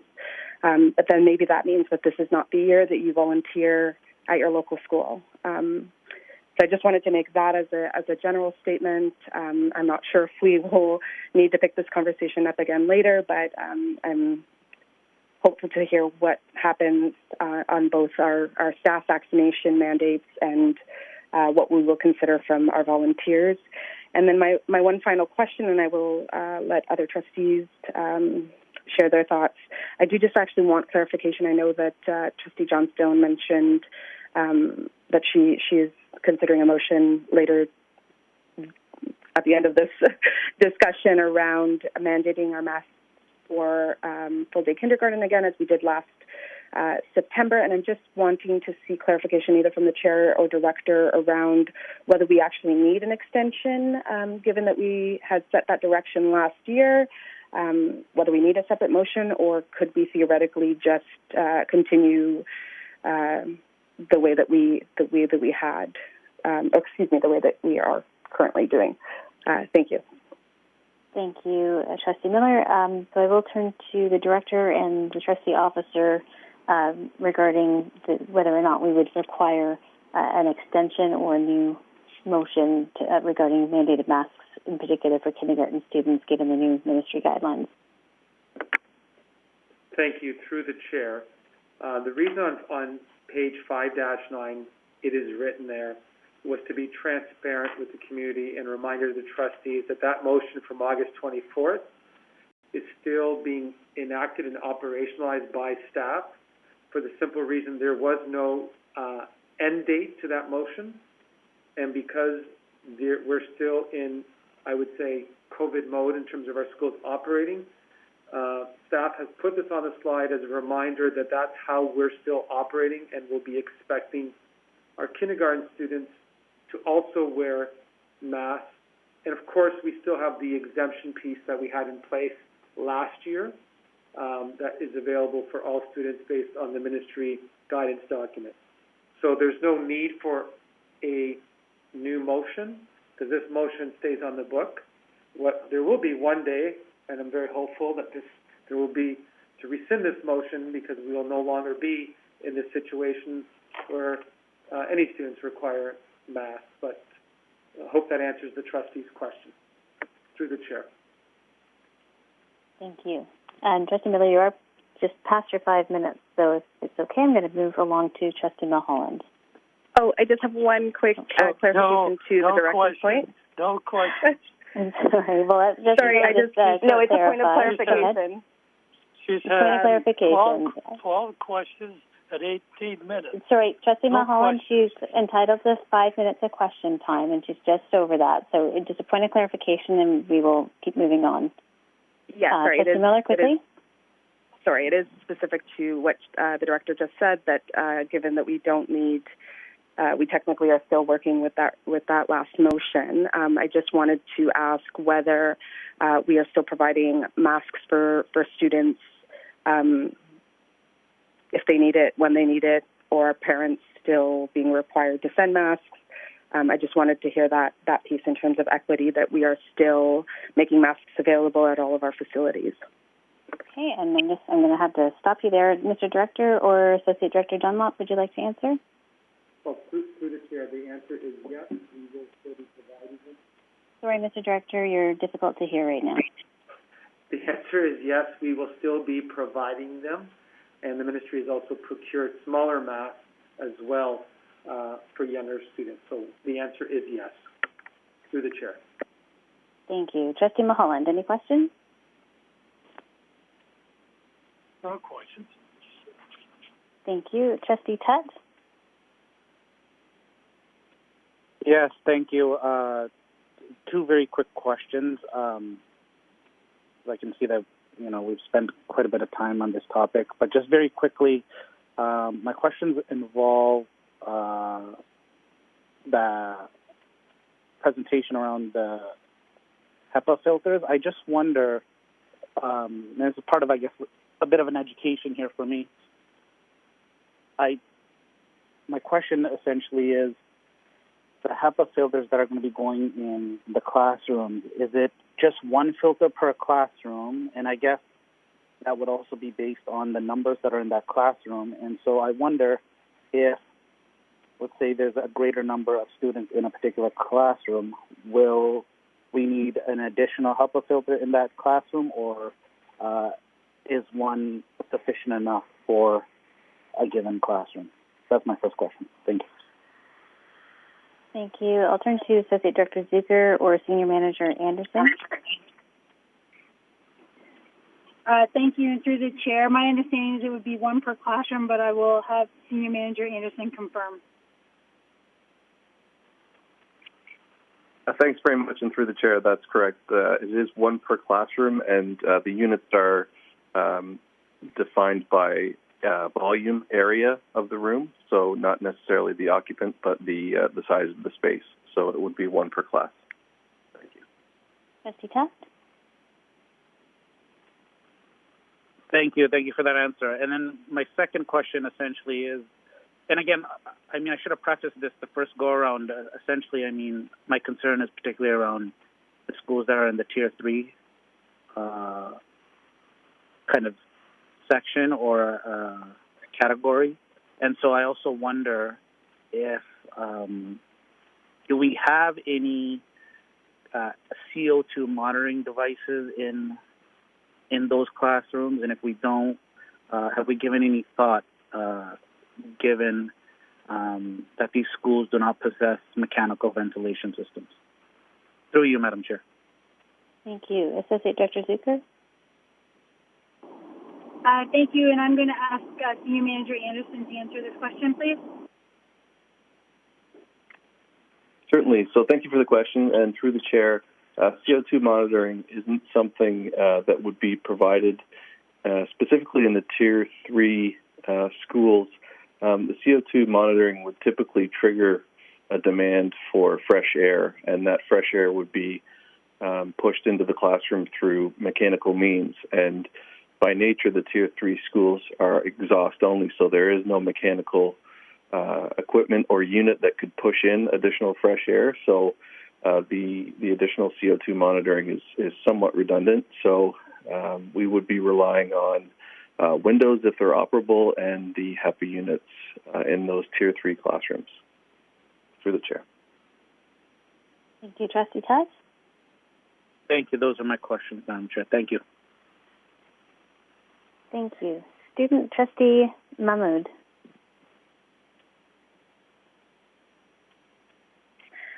Thank you, and through the chair, I first wanted to say thank you to superintendents and staff for the presentation.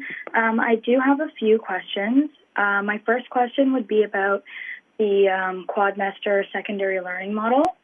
So my question is how and or when will more details be communicated to students about what the secondary quadmester model is going to look like? Just because that was also a point of confusion last year as we were heading into the new year. Students were not really aware of what the hybrid model was going to look like.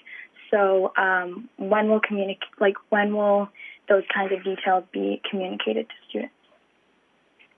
Thank you. Associate Director Dunlop. Thank you, Chair Danko, and through you, I'm going to pass this to Superintendent Ferguson, who is heading up the secondary advisory. Thank you for the question. A memo is going out tomorrow to all secondary administrators, and within that, they are being asked to communicate their bell times and the schedule to their school communities. And by Monday, they will also be electronically sending out student timetables. So students should have an idea of what their classes are and the times that they are running. Student Trustee Mahmood. All right.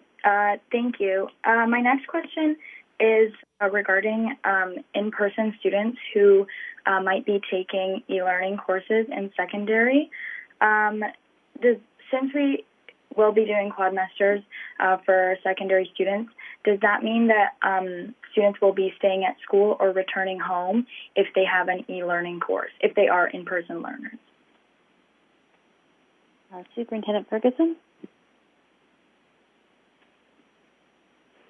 Schools will be working with their students. So if the students, and assigning spaces for students who are at the school, students will, I'm thinking, likely choose to be going home or coming late to school for their one in-person class if they have another e-learning. But schools will work with students to support any students who may have a spare or any students who have an e-learning line who may need support within the school. Thank you. Student Trustee? Thank you so much. And my next question is in regards to Reimagining Wellness. So the 30-minute breaks for elementary students, I'm going to assume those fit more organically into the elementary schedules, but since it will be quadmesters for secondary students with only a lunch break in the middle, when or what will those breaks look like in the secondary schedule? Associate Director Dunlop. Thank you, Chair Danko. So for the question around Reimagining Wellness, I will pass that to Superintendent Sedanian. And a question about breaks can go to Superintendent Ferguson.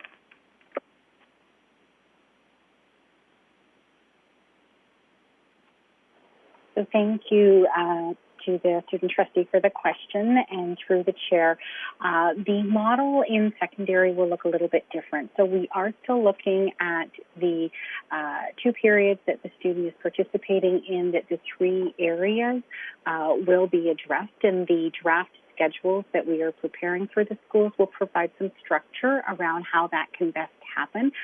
But we will be looking at a slightly different delivery model. Again, the nature of the activities align very nicely with curriculum, with the social emotional learning, with the learning skills that students have reported on in their report card. And so as we've been putting the material together, we've been thinking very explicitly, as the student trustee said, what it will look like in a quadmester structure, and have built the activities to integrate with that model. And is there anything further, Superintendent Ferguson? Yes, I will just add that we would be working with schools around what that 150-minute class could and should look like, and providing them teachers with different types of examples of how to build in, breaks for students within that. And as well, students will be able to work with their teachers should they need a break, to use washrooms, etc. Thank you. Student Trustee Mahmood? Thank you so much. So through the chair, just to clarify, the daily activities for secondary will be integrated more organically into courses rather than having it be a break from coursework to do the daily activities. Superintendent Stefanian? That is correct, and the time frame for secondary is also different from elementary. So in secondary, the activities are looking at more of about 10 minutes as opposed to the 30 minutes that's in elementary. Thank you. Student Trustee Mahmood? Okay, thank you for that clarification. Through the chair, my next question is in regards to secondary exams. So last year, those were canceled, but are exams going to be back this year for secondary students, or will that be at the discretion of schools or at the discretion of the school board? Thank you. Associate Director Dunlop? Thank you, Chair Danko. I'll send that question to Superintendent Torrens in program. Thank you, and through the chair, the Ministry of Education has allowed us to continue with some flexibility in terms of the 30% of a student's mark that comes through culminating activities. At this point, our school year calendar does include exam days, but we are in the process of working with our labor partners and having discussions around what using student success days rather than examinations with a variety of different culminating activities rather than exams, what those possibilities are like, and we'll provide clarity around that very early within the school year. Student Trustee Mahmood? All right, thank you so much. And just my final question is in regards to vaccines for eligible students. I know that there has been a lot of conversation around adding COVID-19 vaccines to the list of vaccines within the Immunization of School Pupils Act. I'm assuming that that is more relevant to like provincial discretion. But is there any direction and or information right now about that as we head into the school year? Thank you. I will just share that through the Minister Chair conference call today, there was some clarity that any changes to that act, the Immunization School Pupil Act, would be through the Ministry of Health. And I'll turn to the Director to see if there's any additional information. Through the chair, you have answered that question at this point. That's exactly what we're told. There was interest and there's some advocacy around the Immunization of School Pupil Act, which came in 1990, and the advocacy of some groups around possible revisions. But the minister did say a framework for requiring it is under the responsibility of the Ministry of Health. At this time, he said there's no further information to provide in terms of whether that's going to be changed, but we did hear the Provincial Chief Medical Officer at a media conference a week or so ago sort of indicate that there's a possibility of exploring that. So all we know at this point in time, it has not changed, and there's discussions whether that's going to be required and added to the Immunization of School Pupils Act in the future. Through the chair. Thank you. Student Trustee Mahmood, anything to follow up? No, thank you for the answers and no further questions. Thank you. Student Trustee Abdel Hafiz? Thank you. And through the chair, I do have a few questions around how back to school will look like from the perspective of a student. The first of which is, will students be allowed to leave classrooms at lunch? I know we touched upon restrictions on eating in the cafeteria. However, in the presentation, there was also talk about students being able to access the cafeteria in their cohorts, as well as the library and the gym. So I would just like clarification on how that would work. Thank you. Can you just clarify, you're referring to secondary students specifically? Yes. Thank you. Associate Director Dunlop? Thank you, Chair, and I'm going to ask Superintendent Ferguson to answer this question. Thank you. Thank you for that. Students will be able to leave their classroom at lunch if they choose to go outside the school for lunch, or they can remain in their Period 1 classroom. At this point, cafeteria service and cafeterias will not just be used, they would be assigned to certain classes. Thank you. And Superintendent Ferguson, there's a question about use of gym and library and other shared spaces as well. So in secondary school, those would be scheduled or by cohort. And at this point, that would require tracking of students who are in there and which cohorts are in those spaces. And gyms will be assigned to specific classes other than through athletics. Thank you. Student Trustee Abdel Hafiz. Okay, thank you.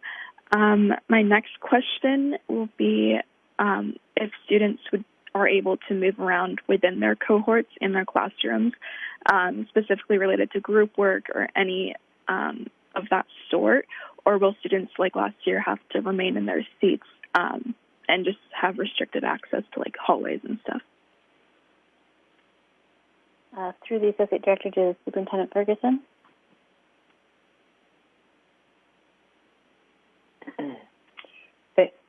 Thank you for this. There will be precautions put in place within the classrooms for distancing where possible, and we have been directed through the ministry to have desks facing forward. However, we are encouraging teachers to find ways to do collaborative learning, as we know it's great for our students during that time. Thank you. Student Trustee? Thank you, yeah. And my next question would be just wondering what would happen if a class or students in a class have to quarantine. How would they continue with their learning throughout their quarantine? Just how would that look like as a student? Thank you. Associate Director Dunlop? Thank you, Chair Danko, and through you to the student trustee. Last year, if students were required to self-isolate, then we provided a remote learning option so they could continue with their studies. I know that Superintendent Romano, along with Public Health, is looking at case management, and she may have something else to add to this question as well. Thank you, Associate Director Dunlop.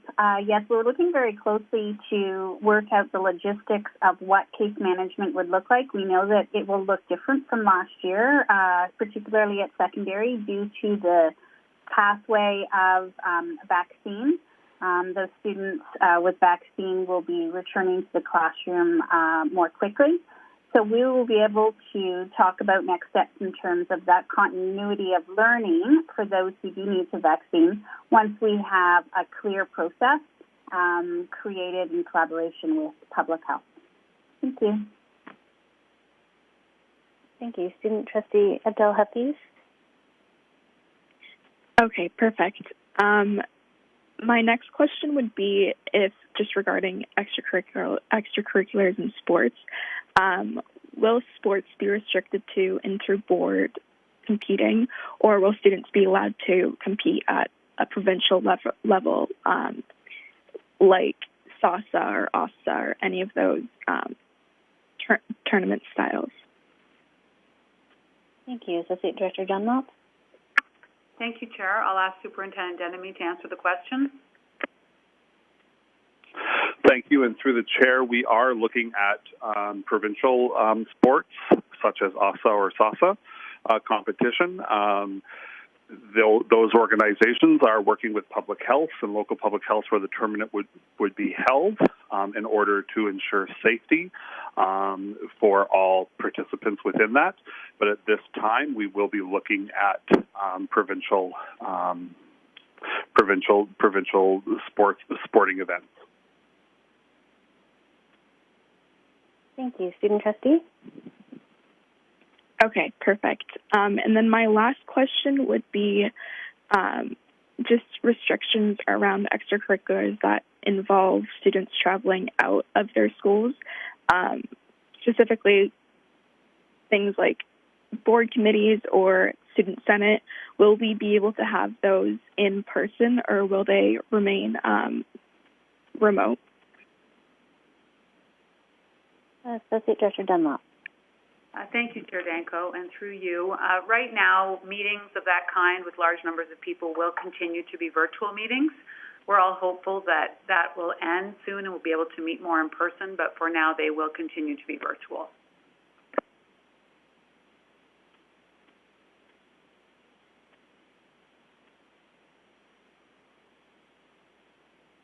Sorry, I'm on mute. Anything further, Student Trustee Adele Hafiz? No, I'm all done for questions. Thank you. Through the chair. Thank you. I just had a couple of questions. Let me set my timer reset, and I'll try to move through those quickly. My first question is around, I'll start with sports. So appreciating that we're still working through sport by sport, what can run. I'm curious about what the experience might look like for remote or online students, particularly at the elementary level where the remote classroom is assigned to a physical school that may not be the student's home school. Would they be able to participate at their regular in-catchment school to Associate Director Dunlop? So through the chair, it's Director Figueredo. It's a critical question. At this point in time, we're still going to discuss it, but the students who do enroll in remote in our dual track are assigned to a school. And you're correct, that school may or may not be their home school if we weren't in this situation. So what we do know is those students in remote will have an opportunity to participate in extracurricular and athletics. And our initial thinking was that because they're assigned to their in-person school, which is a dual track school, to the staff of that school, to the principal who's responsible for the safety of that student, that's probably where they would be assigned. We still have to have this further discussion around the logistics. Our thinking also is that if a parent did choose remote, most likely was due to concerns around safety and being in physical contact. So we think if there are requests, that likely it would be there far and few between. But we're still having that further discussion. But at this point in time, our thinking from last spring was that it would be, yes, they can do in-person extracurricular, but it would be attached to the in-person school that they've been assigned to through the remote program. But we're still having further discussion on this piece at the Exec Council table through the chair. Thank you. I'll just, provide my feedback that for some students that could create barriers to access. And while I also expect that the requests might be few, if it's a student that's the only cohort they're interacting with, then maybe more than we're expecting. So I appreciate that consideration. In terms of our elementary schools, I appreciate hearing some of the guidance information that we're adopting from the ministry with respect to cohorting and distancing and allowing students to interact, for example, at recess with other cohorts as long as they're distanced. But I was hoping that we might go a little above and beyond and be a little more cautious than the ministry guidelines given the COVID numbers that we're currently facing. How would we manage who is interacting with who and making sure distancing is happening outside? And at what point might we shift back to assigning spaces for specific cohorts for elementary schools to Associate Director Dunlop or the Director. Thank you, Chair Danko. And I'm going to send that question to Superintendent Romano. Thank you, and thank you for the question. So we had significant discussion around elementary recess and the plan in place. Certainly we are using the experience that public health has had over the summer with case management around students in camps, in which case they would interview the student as they normally did and would merge names of students that had interaction. At this point, we're going to continue to work very, very closely with public health as cases emerge and determine whether the strategy we have in place is working from a case management determination of close contact process. But we will continue to review it on an ongoing basis based on our experiences with positive cases within the school, as well as the data that's emerging from the city. Thank you. Thank you. My next question is around music, including singing and musical instruments. I appreciate that the guidance documents allow for singing indoors as well as wind instruments, but we did hear from the Ontario Music Educators Association some advocacy around allowing music to happen, but masking for singing indoors and possibly bell covers for wind instruments. Is this something that we have been looking at, and is it possible, or would you need direction from trustees to enforce something like that? To Associate Director Dunlop? Yes, thank you, Chair. So we have been discussing this and considering, we're still considering around asking for singing indoors, but I'm also going to send that to Superintendent Torrance. Thank you, through the chair, and I agree with Associate Director Dunlop that we continue to explore both the ministry's guidelines, but also recommendations from public health. Certainly, masking is encouraged within the ministry guidelines, and it may be something that we decide to make mandatory rather than a recommendation. Thank you. Thank you. And if direction from trustees is needed, I'm sure we would appreciate hearing that. I apologize. I'll go back to cohorting briefly. I've had a couple of questions from families who have siblings that are close in age and could be placed in the same class if it's a split class. I know that we also often separate siblings who are twins and put them in separate classes for different reasons. Is it possible that we might be considering placing siblings in the same class just because of the cohorting factor, contact tracing impacts of having to isolate if there is a positive case? And may that be possibly done if a family requests it to the Associate Director Dunlop?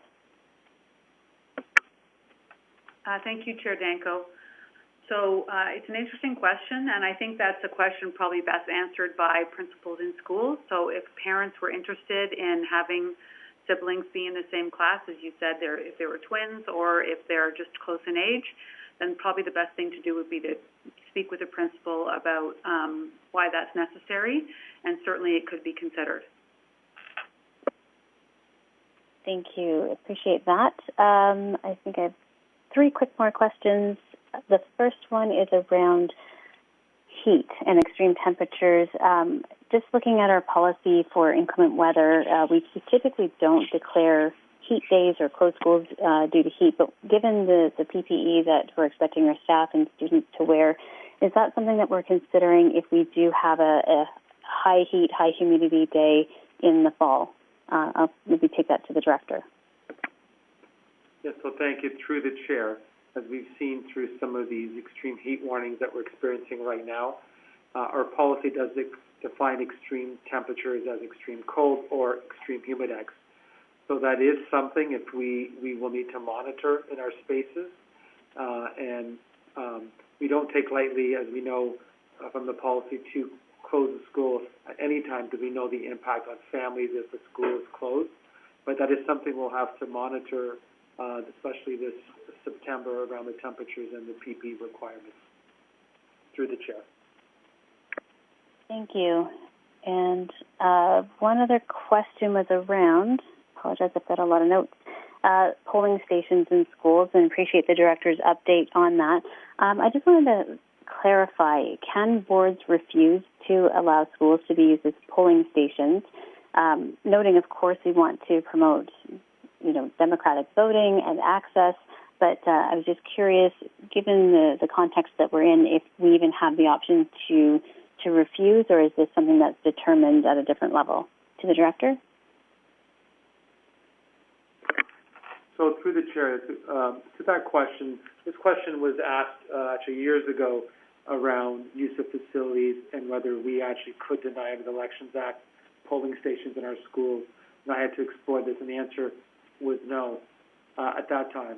However, we're in a pandemic with new realities, hence why we asked the province if the chief medical officer could be involved in this, because we had great concerns in terms of the same parameters applying during a pandemic.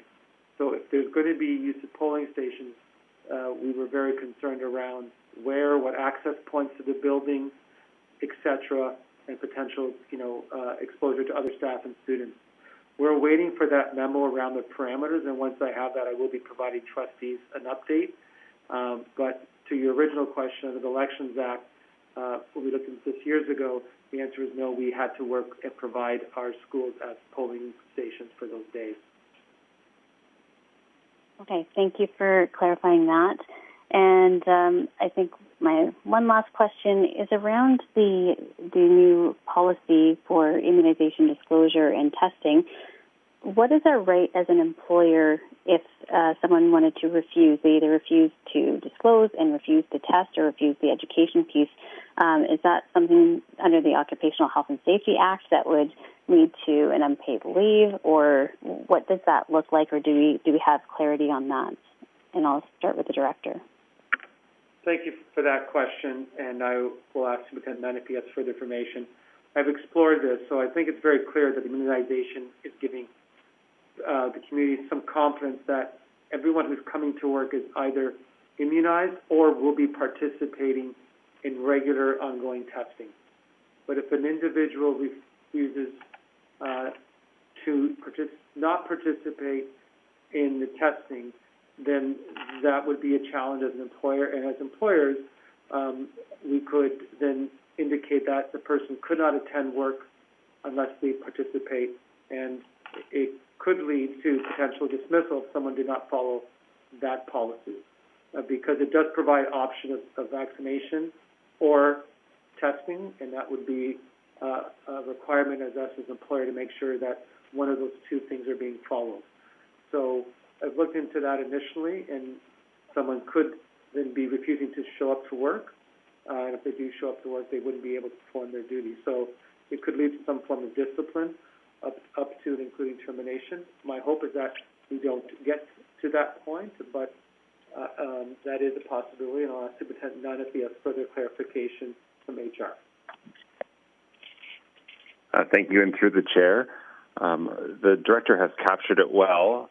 Our understanding that the ministry will provide school boards with more information in regards to staff testing and the completion of the educational programs either later this week or early next. Human Resource Services departments across all school boards are awaiting this information in terms of what our approach will be.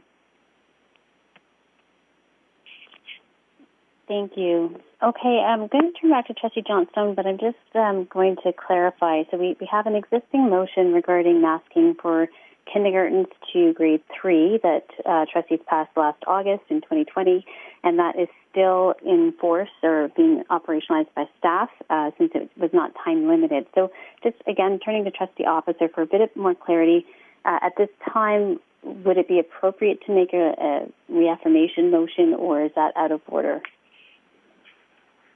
Thank you, and through the chair, reaffirmation or motion would be considered out of order. The motion is still on the books and will remain there until we get to a point during the pandemic where we can loosen the masking. Then we would require a rescinding motion. Okay, thank you. And I'll just go to Trustee Johnstone. Is there anything you wanted to add? I know that you hope to speak to that, but we do not need a motion at this time, and we will continue with mandatory masks for grades kindergarten all the way to grade 12. Well, I'm very happy to hear that. I think I'm just very confused as the update on the website created a lot of confusion among parents and staff over the weekend. And I know I sought clarification over the weekend as to whether or not the policy still stood. And my understanding was that this evening the intent was to receive clear direction from trustees. So if a motion is not required, that makes sense to me. However, I think I'm just a little confused as to why the website was report said it's only 1 to 12 as opposed to K to 12 as per trustee motion. Thank you. Thank you. Perhaps we can just get some clarity on that. I'll turn to the director. Yes, thank you, through the chair. The reason the motion was put on that slide deck under the masking requirements from the ministry guidance document was to highlight that, A, the ministry is encouraging kindergarten but requiring a grade 1 and up. 2, the reason we put the motion there was to indicate that to the community that there is a motion on the book and direction, and there is no timeline on that expiry date. And thirdly, it was there so trustees were aware in case any trustee wanted to further discuss a concern about staff operationalizing it moving forward, then this would be the opportunity. But in the absence of that, it was a reminder to trustees that this is what staff will be doing and will be operationalizing moving forward, unless there was a different direction being provided this evening. Through the chair. Thank you, Mr. Director. And just as some clarity, currently on our website, we certainly have the provincial guidelines. Is there an opportunity to clearly place on the website what the HWDSB requirement is? I think that's where the confusion is coming from. Yes, through the chair, there will be an update posted by our communications department on the website to make sure it's clear. Thank you. Does that address your questions and concerns, Trustee Johnstone? Yes, I think it does, and I hope that also clarifies things for parents and staff who reached out over the weekend. Thank you. Thank you.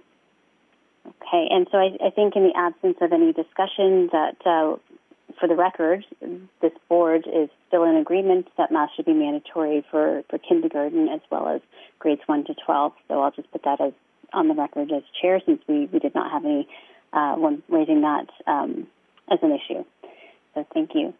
Next, we'll move on to item number 6, a report from Committee of the Whole, private session from earlier this evening. I'll turn to Vice Chair Galindo for the report. Thank you. Through the chair, there is no update at this time. Thank you. Thank you, Vice Chair Galindo. Moving to item number 7, we have a written notice of motion from Trustee Johnstone regarding COVID-19 vaccination and testing policy. Trustee Johnstone, would you like to read your motion? Yes, thank you very much. Through the chair.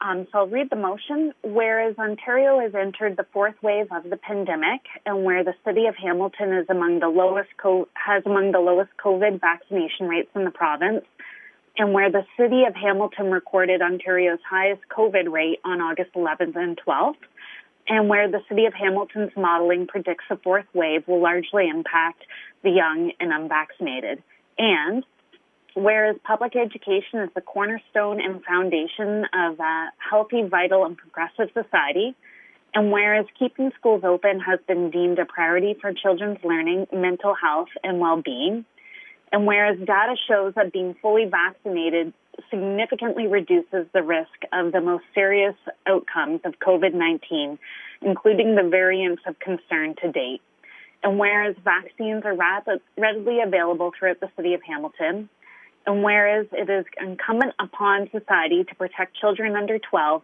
who are ineligible to be vaccinated at this time and vulnerable populations who are at high risk of developing complications from COVID-19, And whereas Ontario's Chief Medical Officer of Health announced the new vaccination and testing policy will be in place for September 7th for publicly funded school board employees.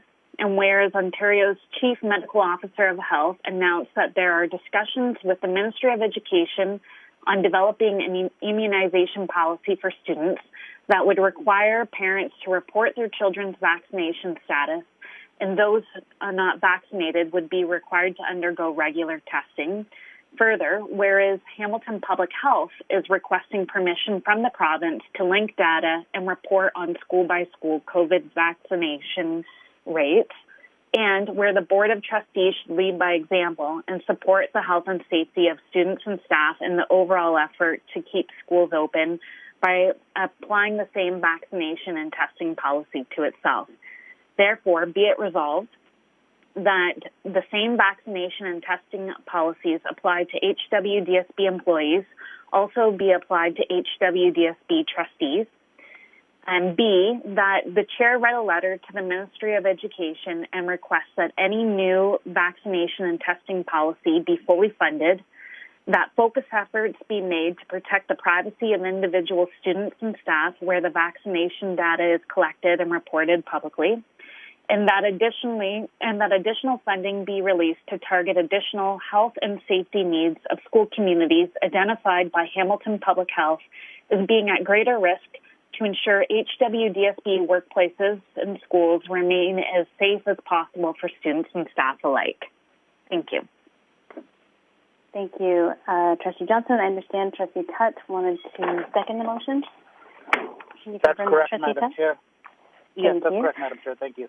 Okay, so we have a motion that is moved and seconded. Trustee Johnson, would you like to speak to your motion? Yes, I'll keep my comments brief because I think that they are in the whereas statements. I did hear a rumor today that the Minister of Education has indicated, although not publicly confirmed, that trustees will also be included in future release of the vaccination and rapid testing protocol. So this may eventually be redundant, but where none exists currently, I think that it's prudent upon the Board of Trustees to lead by example and have the same policies that are being applied to staff also being applied to trustees, primarily as we will at some point be entering into the boardroom, and we want to ensure that we're also supporting a safe and healthy workplace for all of our staff. Further, is there has been, a variety, to item B, is there's been a number of updates released from the ministry through to the media. It's important that we continue to ask that all policies be fully funded. We know that is not always the case. I know that privacy has continued to be a concern amongst parents and staff, and so we want to ensure that the ministry is looking at how they will be funding privacy and giving special and due consideration to how privacy will be maintained. And finally, as our local public health unit has been advocating to be able to report on school-by-school COVID vaccination rates, as reported in the news, that we want to ensure that if that is the case, that funding is provided so that we're able to ensure a safe workplace for both our students and staff. Thank you. Thank you. Trustee Tutt, as a seconder, would you like to speak to the motion?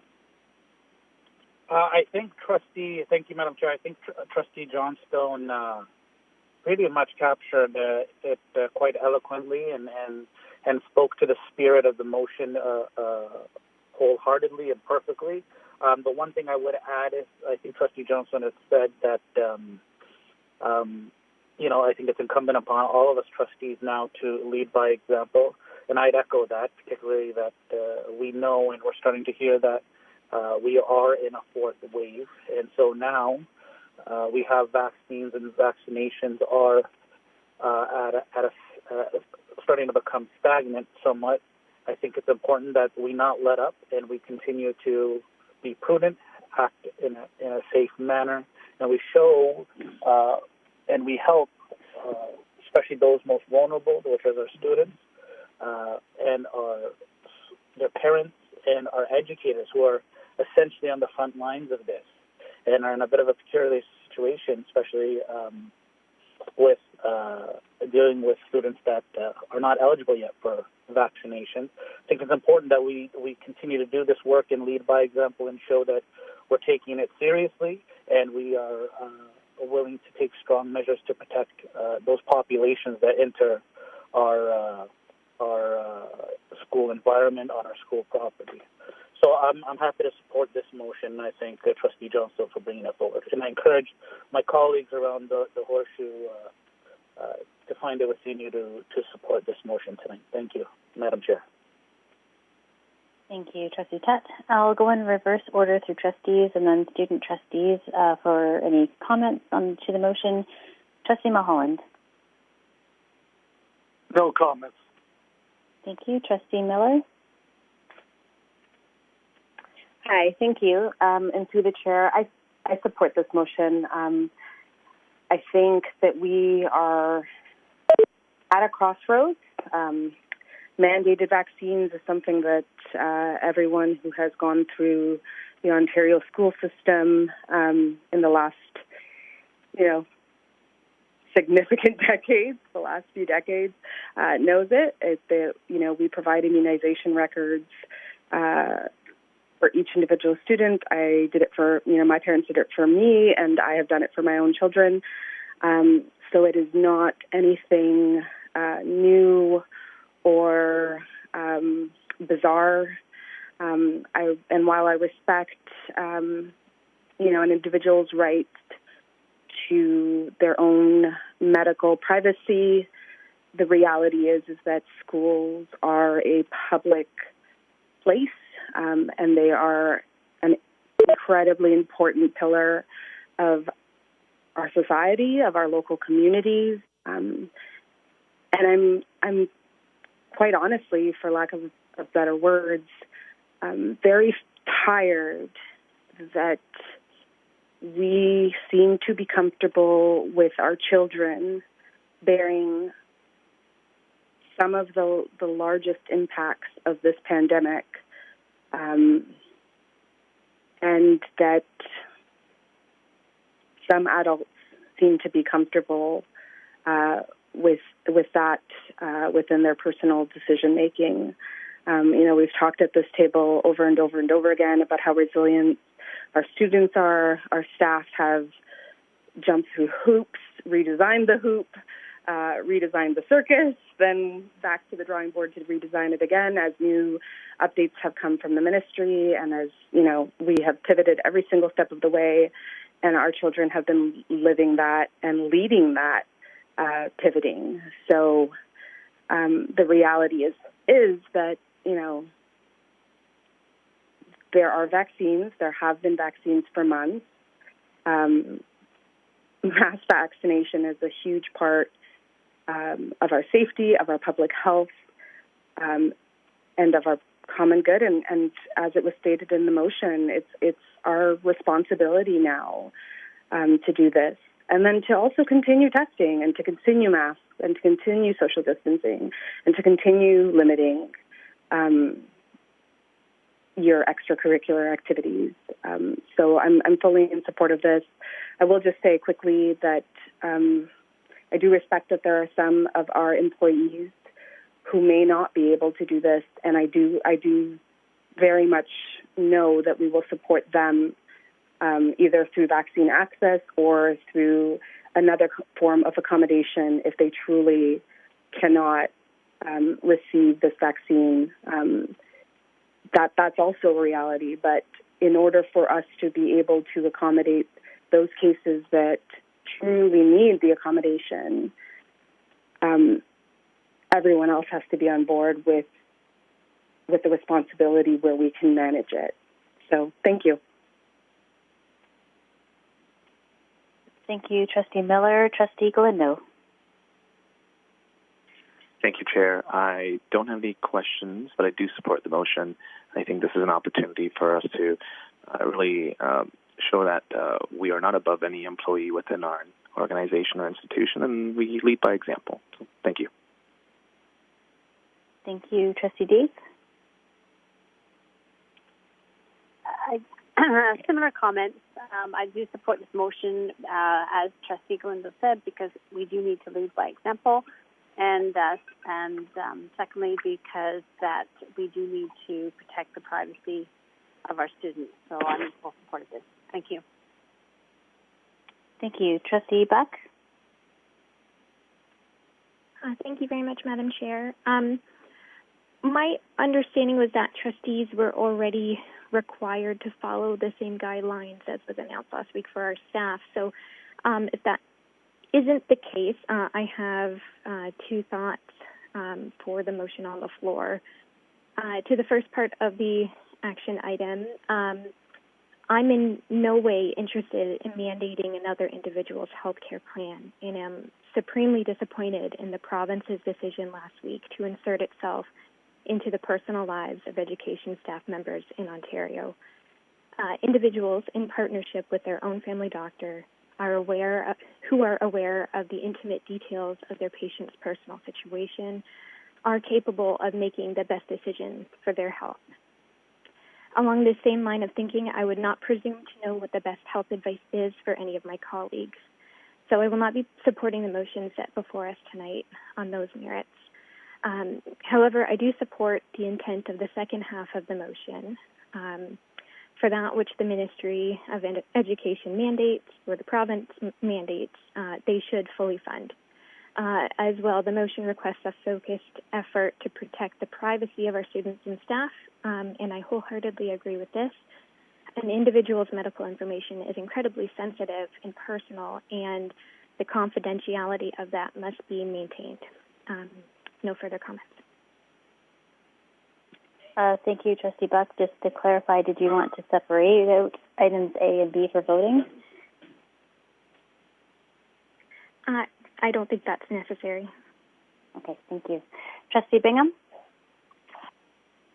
No comments at this point. I'll support the motion. Thank you. Thank you. Trustee Archer?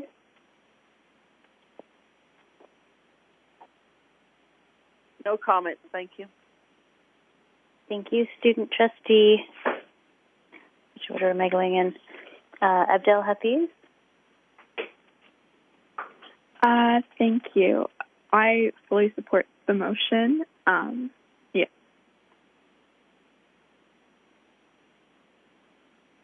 I'm not sure if you cut out or if you were finished. Just want to make sure I didn't miss anything. All I said was that I fully support the motion. Thank you. And Student Trustee Mahmood? Thank you. I wanted to say I fully support this motion. I think it's a very clear and I would say obvious direction to go in. So I appreciate Trustee Johnstone putting in this notice of motion. And as a student, this will continue to allow us to learn more safely, and any effort to keep students safe and keep schools open is very much appreciated. And so I wholeheartedly support the motion. Thank you. And I'll just add my comments before I go back to the mover. I do support the motion. I can clarify that trustees are intended to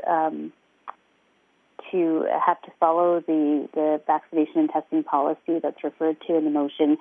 We just received information late on Friday from the ministry about that, but it still needs to be approved by a council. I'm sorry, I'm forgetting which council it is. At the same time, I do believe that if we are expecting our staff to follow such a policy, it is important to lead by example, as we've heard from other trustees. There's also a number of items in the second part of the motion that are important to advocate for full funding, for processes that ensure privacy is protected. There is a cost. There's a staffing cost. There is a systems cost to collecting, storing, and tracking data. And I think we need to make sure that we do this well as it is rolled out, and I certainly support requesting further support from the Ministry of Education, including full funding. With that, I will turn to a vote. If there is anyone opposed to the motion. I'm opposed, Chair Danko. This is Trustee Buck. Thank you, Trustee Buck. That's noted. And not hearing anyone else, then the motion passes. Thank you, trustees. At this time, I will look for a motion to adjourn. Trustee Mulholland, would you like to move that? And we'll do seconded by Trustee Tutt. Thank you. Thank you. Thank you, everyone. Have a wonderful evening, and I hope staff and trustees can join on a virtual greeting after this. Thank you. The chairperson has disconnected. The conference will now end.